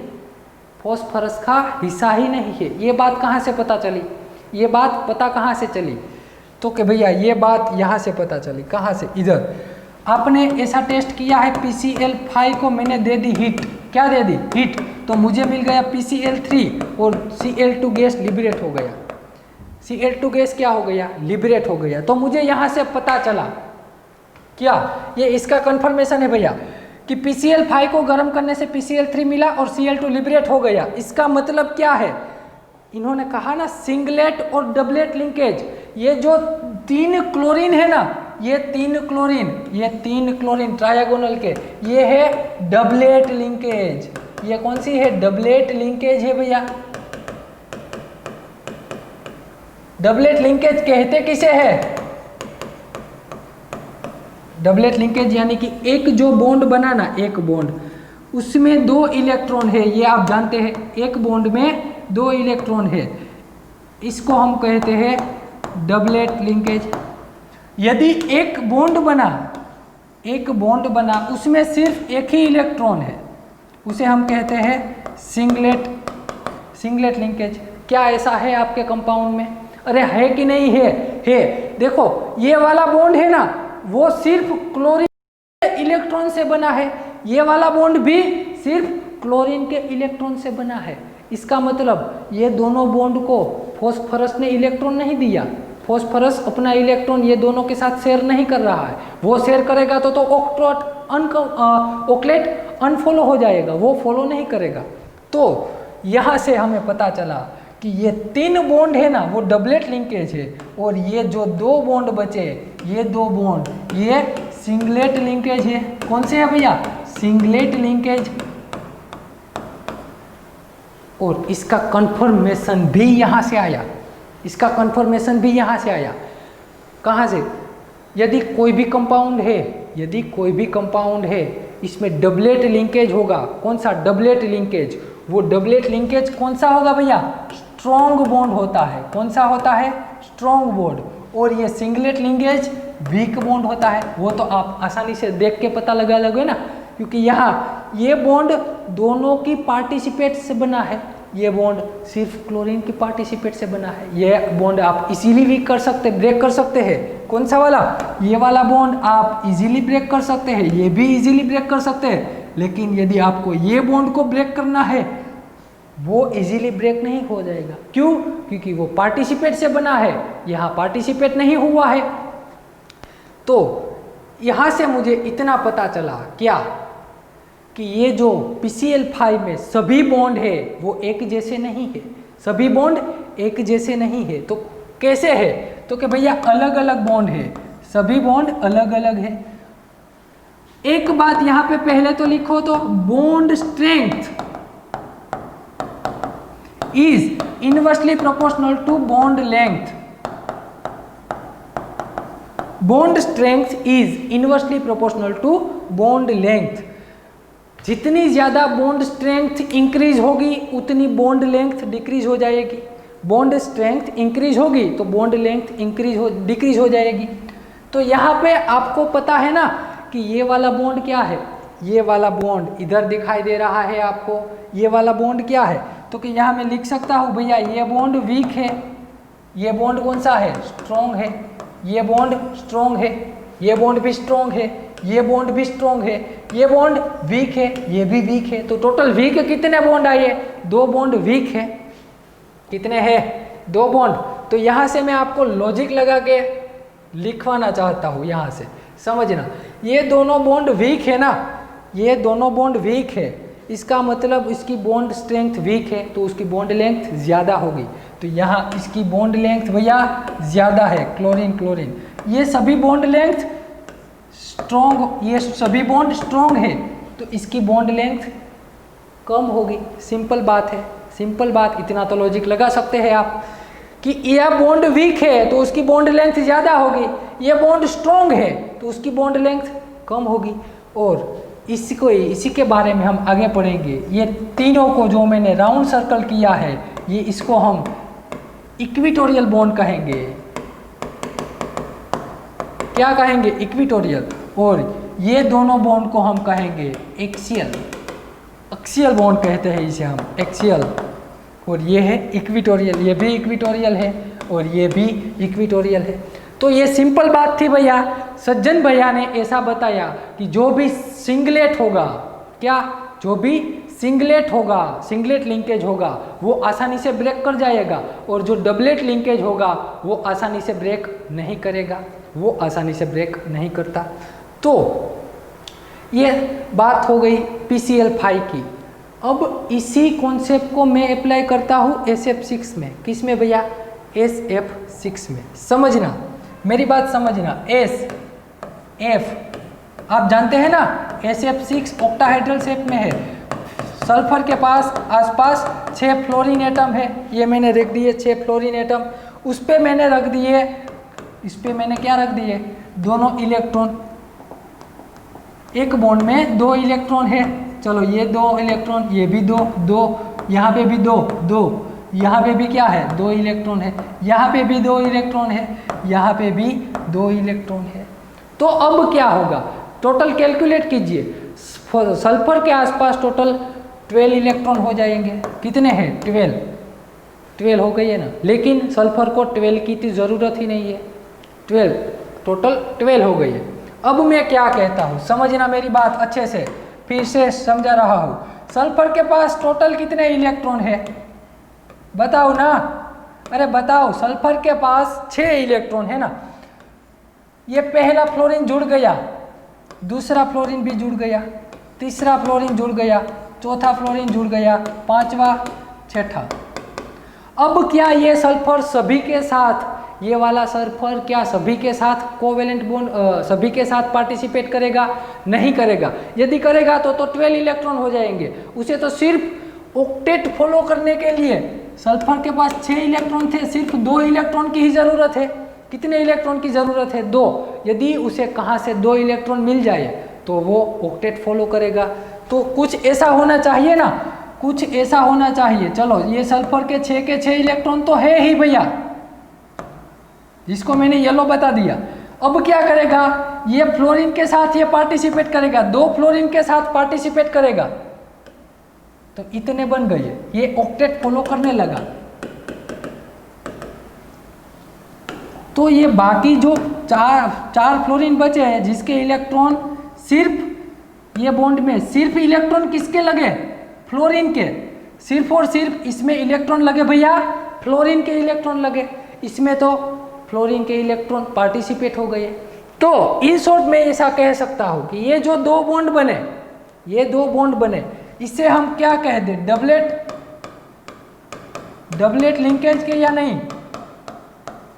और ये सभी तो सिंगलेट लिंकेज है, ये चारों की चारों तो सिंगलेट लिंकेज है। चलो अब ये सल्फर हमारा ऑक्टेट तो फॉलो कर रहा है, ऐसा पॉसिबल है या नहीं है, उसका कंफर्मेशन करने के लिए मैंने एक टेस्ट किया। कौन सा वाला? कुछ ऐसा कि SF6 है, मैंने उसको हीट दी। यदि आप हीट दोगे ना तो जो सिंगलेट लिंकेज है वो आसानी से ब्रेक कर जाएगा। ऐसा कॉन्सेप्ट है कि यदि आप SF6 को हिट दोगे तो जो सिंगलेट है वो आसानी से ब्रेक कर जाएगा। तो सिंगलेट कौन से है भैया? 4 फ्लोरीन के बॉन्ड सिंगलेट है, तो SF2 ही बचेगा और यहाँ पे 2F2 ब्रेक हो जाएगा, 2F2 ब्रेक हो जाएगा। यदि ऐसा स्ट्रक्चर है तो ऐसा मिलना चाहिए, लेकिन हमें ऐसा कुछ मिला ही नहीं, ऐसा तो मिला ही नहीं। इसका मतलब क्या हुआ? अरे यही तो सज्जन भाई की लिमिटेशन है, यही तो सज्जन भाई की लिमिटेशन है कि सज्जन भाई ने सिंगलेट और डबलेट लिंकेज वाला कॉन्सेप्ट किया कि जितनी ज़रूरत होगी फॉस्फोरस को, यहाँ पे आइए ना, यहाँ पे फॉस्फोरस को ऑक्टेट कंप्लीट करने के लिए 3 इलेक्ट्रॉन की ज़रूरत थी, तो उन्होंने 3 क्लोरीन के साथ पार्टिसिपेट किया, लेकिन 2 क्लोरीन को अपने इलेक्ट्रॉन शेयरिंग करने नहीं दिए। वो 2 क्लोरीन ने सिर्फ अकेले ने ही उसके शेयरिंग करके बॉन्ड बनाया, तो वो ऑक्टेट कंप्लीट करने लगा और PCl को 5 को हिट दिया, तो वो सिंगलेट लिंकेज वाले 2 बॉन्ड ब्रेक हो गए, सिंगलेट लिंकेज वाले 2 बॉन्ड ब्रेक हो गए। लेकिन ठीक वैसा ही कॉन्सेप्ट इन्होंने अप्लाई किया SF6 में। किसमें भैया? SF6 में उन्होंने अप्लाई कर दिया। तो SF6 में यही कॉन्सेप्ट अप्लाई करने से क्या होगा कि 2 बॉन्ड बने वो डबलेट लिंकेज बने, और 4 बॉन्ड बने वो सिंगलेट लिंकेज बने, 4 बॉन्ड सिंगलेट लिंकेज। तो SF6 को हिट करने से SF2 मिलना चाहिए, लेकिन ऐसा मिला नहीं, तो ये लिमिटेशन आ गई किसकी भैया? ये लिमिटेशन आई सज्जन भाई की। तो यहाँ पे लिखिए, यहाँ पे आपको लिखना है कि लिमिटेशन ऑफ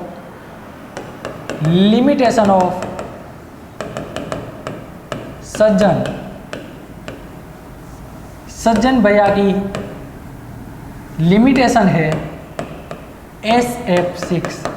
वो SF6 को उसकी थियरी से एक्सप्लेन नहीं कर पा रहे हैं, SF6 ने वो एक्सप्लेन नहीं कर पाए। फिर आइए हमारे सिडविक भैया। कौन से आइए? सिडविक भैया। तो लगा दीजिए title Sidgwick rule. Sidgwick rule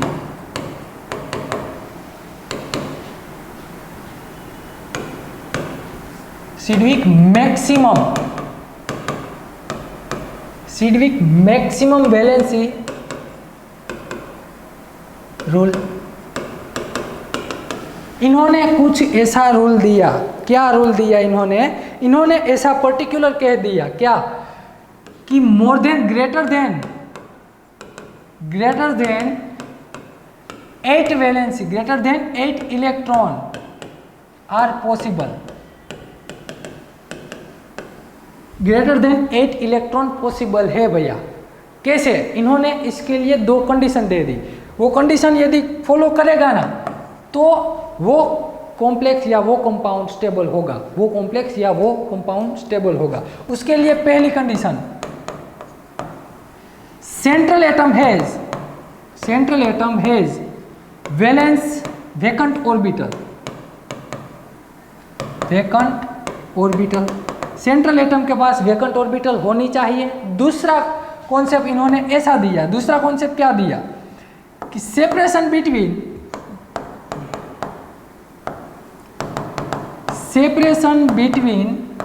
2 orbital are लो। चलो, ये तो आपको समझ आ गया है पहला रूल। दूसरा रूल मैं आपको समझाता हूँ, इधर ध्यान देना। दूसरा रूल क्या कहता है? आप जानते हैं ना कि S और P वो दोनों का सेपरेशन नियर होता है। P के बाद कौन सी आती है? D ऑर्बिटल आती है। D के बाद कौन सी ऑर्बिटल आती है? F ऑर्बिटल आती है। तो यदि समझना मेरी बात भैया, ध्यान से समझना, यहाँ पे इलेक्ट्रॉन है ना, इसको जंप करा के इधर ले जाना है ना, तो ये पॉसिबल है। आप थोड़ा बहुत जंप कर सकते हैं, लेकिन यदि आपको ऐसा बोल दे कि चलो यहाँ से जंप करके पाकिस्तान चले जाओ या अमेरिका चले जाओ, वो तो पॉसिबल नहीं है ना, वो तो पॉसिबल नहीं है।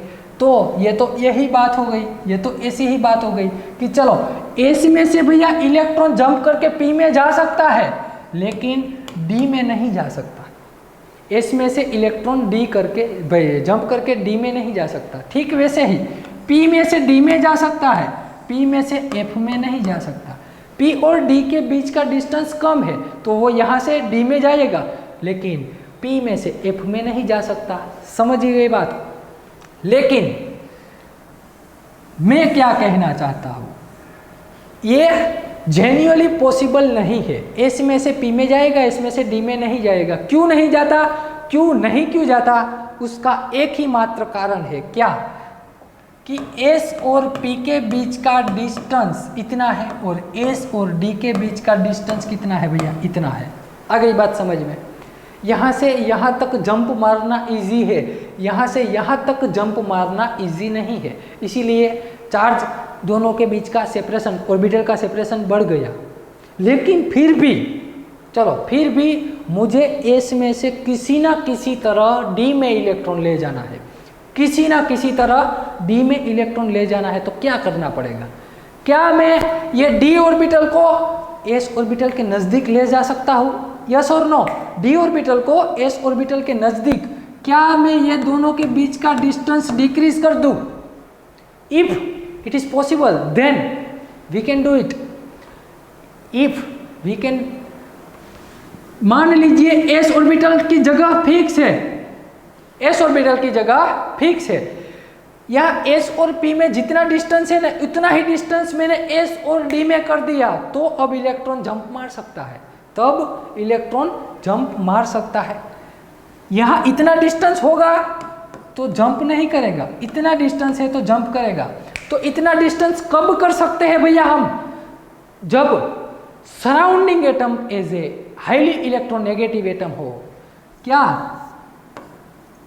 Electronegativity of surrounding atom, surrounding atom is high. Surrounding atom की इलेक्ट्रोनेगेटिविटी ज्यादा है ना, तब s और d के बीच का डिस्टेंस कम हो जाता है। इतना याद रखना मेहरबानी करके। क्या? सराउंडिंग एटम की इलेक्ट्रॉन नेगेटिविटी ज़्यादा है तब s और d का डिस्टेंस कम हो जाता है और उसमें इलेक्ट्रॉन ट्रांसफ़र हो सकते हैं, उसमें इलेक्ट्रॉन ट्रांसफ़र हो सकते हैं। आइए मैं समझाता हूँ, इधर ध्यान देना। मैं बात कर रहा हूँ किसकी भैया? SF6 के बारे में, SF6 के बारे में। चलो तो पहले तो दोनों कंडीशन को सेटिस्फाई SF6 करेगा तो स्टेबल है, नहीं करेगा तो अनस्टेबल है। हमें चेक करना है स्टेबल है या अनस्टेबल। मैं सल्फर की वीबीटी ड्रॉ करता हूँ, SF6 की वीबीटी। पहले तो सल्फर की इलेक्ट्रॉनिक कॉन्फ़िगरेशन क्या आएगी? 1s2 2s2 1s2 2s2 2p6 3s2 3p4 और 3d0, यही आएगी ना? अरे हाँ ना बता दो, यही आएगी। इसको मैं नियोन लिख दूँ, क्या लिख दिया मैंने? नियोन। इसको मैंने नियोन लिख दिया। फिर आती है हमारी s ऑर्बिटल, कौन सी वाली भैया? 3s orbital. ये आ गई मेरी 3s ऑर्बिटल। फिर आ गई मेरी 3p ऑर्बिटल। फिर आ गई मेरी 3d ऑर्बिटल। समझना, ये वीबीटी ड्रॉ कर रहा हूँ, 3p ऑर्बिटल और 3d0 3s2। अब मैंने इसको इलेक्ट्रॉन रख दिए, इसमें 2 इलेक्ट्रॉन 1 1 1 1 4, टोटल 4 इलेक्ट्रॉन। डी तो कंप्लीट खाली है, पूरी की पूरी वेकेंट है। तो पहली कंडीशन तो है, SF6 सिडविक भैया की पहली कंडीशन फॉलो कर रहा है। कौन सी? कि वेकेंट ऑर्बिटल होनी चाहिए, ये रही। डी ऑर्बिटल वेकेंट है, सल्फर के पास डी ऑर्बिटल वेकेंट है। इसका मतलब पहली कंडीशन तो ये फॉलो कर रहा है, फर्स्ट कंडीशन फॉलो कर रहा है। सेकंड कंडीशन कौन सी है? सेकंड कंडीशन ऐसी है कि separation between 2 orbital is minimum. 2 orbital के बीच का सेपरेशन मिनिमम होना चाहिए। ऐसा क्यों भैया? ऐसा इसलिए, समझो इधर मुझे इलेक्ट्रॉन ट्रांसफर करवाने हैं, यहाँ से मैं इलेक्ट्रॉन इधर तो ले जा सकता हूँ, P में से D में इलेक्ट्रॉन जा सकता है। क्या S में से D में इलेक्ट्रॉन जा सकता है? यस और नो? सिर्फ S में से D में इलेक्ट्रॉन जा सकता है, ऐसा हम कह नहीं सकते। उसके लिए हमें देखना पड़ेगा क्या, ऐसा हम डायरेक्ट नहीं बोल सकते कि यस ये पॉसिबल है, ऐसा नहीं कह सकते। उसके लिए मुझे देखना पड़ेगा। आइए, यदि सल्फर के आसपास, यहाँ सल्फर के न्यूक्लियस में 16 प्रोटॉन होंगे, 16 न्यूट्रॉन होंगे ना, और यहाँ पे s ऑर्बिटल है, यहाँ पे p ऑर्बिटल है, यहाँ पे ऑर्बिटल है। पहला सेल यहाँ पे कौन सा है भैया? s, यहाँ पे p और यहाँ पे d ऑर्बिटल है। समझना मेरी बात ध्यान से। अब मैंने क्या लगाया? मैंने लगाया क्या? यहाँ s में कितने इलेक्ट्रॉन है? 2 इलेक्ट्रॉन। p में 4 इलेक्ट्रॉन, d में 0 इलेक्ट्रॉन है। p में से 4 इलेक्ट्रॉन तो इसमें आ सकते हैं क्योंकि ये दोनों के बीच का डिस्टेंस क्या है? कम है। ये s, p और d के बीच का डिस्टेंस कम है, लेकिन s और d के बीच का डिस्टेंस कितना है? s और d के बीच का डिस्टेंस इतना है भैया, और इतने डिस्टेंस में वो इलेक्ट्रॉन ट्रांसफर नहीं कर सकता। तो उसके लिए हमें सराउंडिंग एटम की इलेक्ट्रोनेगेटिविटी चेक करनी है। अब सराउंडिंग एटम क्या है हमारे पास? तो कि भैया SF6 है, फ्लोरीन है। फ्लोरीन की इलेक्ट्रोनेगेटिविटी सबसे हाईएस्ट है। पीरियोडिक टेबल में फ्लोरीन जितनी इलेक्ट्रोनेगेटिविटी किसकी भी नहीं है, सबसे हाईएस्ट 4.0 है। तो क्या होगा, सराउंडिंग एटम की इलेक्ट्रोनेगेटिविटी ज़्यादा है ना, तो वो इलेक्ट्रॉन खींचेगा, यानी कि ऑर्बिटल का जो सेपरेशन है, ऑर्बिटल का सेपरेशन वो कम कर देगा, ये हो जाएगी। ऑर्बिटल इधर आ जाएगी, ये एस ऑर्बिटल इधर आ गई, पी ऑर्बिटल भी डी ऑर्बिटल के नज़दीक आ जाएगी, पी ऑर्बिटल भी नज़दीक आ जाएगी। यानी कि अब जो डिस्टेंस बचा दिखाई दे रहा है आपको इधर, अब जो डिस्टेंस बचा, पहले इतना डिस्टेंस था भैया, पहले इतना डिस्टेंस था एस और डी में, अब इतना कम हो गया डिस्टेंस। इसका मतलब दोनों के बीच का डिस्टेंस कम हो जाएगा, तो एस में से इलेक्ट्रॉन ट्रांसफर हो सकता है किसमें, डी ऑर्बिटल में।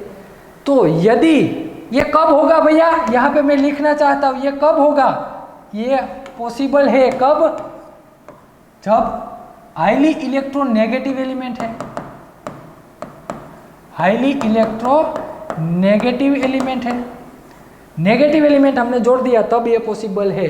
तो यदि मैं आपको कहूँ कि SH4, मैंने SH6 लिखा, यहाँ पे मैंने हाइड्रोजन रखा होता, यहाँ पे मैंने हाइड्रोजन रखा होता, तो क्या ये पॉसिबल था, नहीं। हाइड्रोजन हाईली इलेक्ट्रोनेगेटिव एलिमेंट नहीं है, इसीलिए ये S और D के बीच का डिस्टेंस कम नहीं कर सकता। यदि S और D के बीच का डिस्टेंस यदि कम नहीं होगा, यदि ये डिस्टेंस कम नहीं होता तो क्या होता, यहाँ से यहाँ तो इलेक्ट्रॉन जाएगा, यहाँ से यहाँ तो इलेक्ट्रॉन जाएगा, लेकिन यहाँ से यहाँ इलेक्ट्रॉन जाने के लिए फ्लोरीन ही चाहिए। अब क्या होगा आप जानते ही हैं, यहाँ से एक इलेक्ट्रॉन इधर आ गया, यहाँ से एक इलेक्ट्रॉन इधर आ गया। अब समझ गए ना आप? चलो ना एक काम करते हैं, मैं ये दूसरी बार ही लिखता हूँ ताकि आपको लिखने में भी मजा आए। यहाँ हमारी एस ऑर्बिटल, ये रही हमारी पी ऑर्बिटल, ये क्या है हमारी पी ऑर्बिटल, ये 3 सेल, ये एस ऑर्बिटल को थोड़ी छोटी कर दूँ, ये रही मेरी डी ऑर्बिटल, ये रही मेरी डी ऑर्बिटल। अब इसमें भी एक इलेक्ट्रॉन है, एक तो इधर चला गया, इधर आ गया, इसमें भी एक इधर आ गया, इधर इधर इधर, अरे बाकी क्या बचा, कुछ नहीं। यहाँ फ्लोरीन जुड़ गया, यहाँ पे भी फ्लोरीन, यहाँ पे भी फ्लोरीन, फ्लोरीन फ्लोरीन फ्लोरीन, देखो 6 के 6 फ्लोरीन ने बॉन्ड बना दिया, साथ में वेकेंट ऑर्बिटल भी है। इसका मतलब कि भैया सिडविक भैया ने बता दिया कि यदि वेकेंट ऑर्बिटल है आपके पास, यदि वेकेंट ऑर्बिटल है और आपके सराउंडिंग एटम हाईली इलेक्ट्रोनेगेटिव है, तो वो दोनों ऑर्बिटल के बीच का चार्ज सेपरेशन डिक्रीज कर देगा और आपका बॉन्ड फॉर्मेशन पॉसिबल है। तो ये सिंपल बात थी भैया। सिडविक भैया ने 2 कंडीशन दी, जानते हैं ना कौन सी 2, ये वाली कि सेंट्रल एटम के पास वेकेंट ऑर्बिटल होनी चाहिए, है separation between 2 orbital are low. Separation यहाँ से मैंने आपको समझाया कि ये सेपरेशन ठीक है, इसमें इलेक्ट्रॉन ट्रांसफर पॉसिबल है, इसमें इलेक्ट्रॉन ट्रांसफर पॉसिबल नहीं है। यदि ये दोनों के बीच का डिस्टेंस डिक्रीज कर दिया जाए तो इतना डिस्टेंस है तो हम इलेक्ट्रॉन ट्रांसफर एस में से डायरेक्ट डी में कर सकते हैं। तो यदि मुझे ये डिस्टेंस डिक्रीज करना है तो क्या चाहिए, तो कि भाई हाईली इलेक्ट्रोनेगेटिव एलिमेंट होगा तो वो डिस्टेंस डिक्रीज कर सकेगा, एस और डी के बीच का डिस्टेंस डिक्रीज कर सकेगा। कैसे डिक्रीज होता है, तो कि भैया ऐसे, यहाँ पे आओ, यहाँ पे पहले इतना डिस्टेंस था, ये ग्रीन पेन दिख रही, इतना डिस्टेंस था, फिर हमने रखा था सल्फर, सल्फर रखोगे तो क्या होगा, ये पी एस और डी ऑर्बिटल के बीच का डिस्टेंस डिक्रीज हो जाएगा। जैसे ही डिस्टेंस डिक्रीज होगा एस में से इलेक्ट्रॉन जंप करके डी में चला जाएगा, इधर रहा, एस में से इलेक्ट्रॉन जंप करके इधर आ जाएगा, इधर रहा, एस में से आ गया डी में। तो यहाँ सभी अनपेयर इलेक्ट्रॉन हो गए, सभी जगह फ्लोरीन ने एक एक इलेक्ट्रॉन देके बॉन्ड बना दिया, पहली कंडीशन तो सेटिस्फाई थी।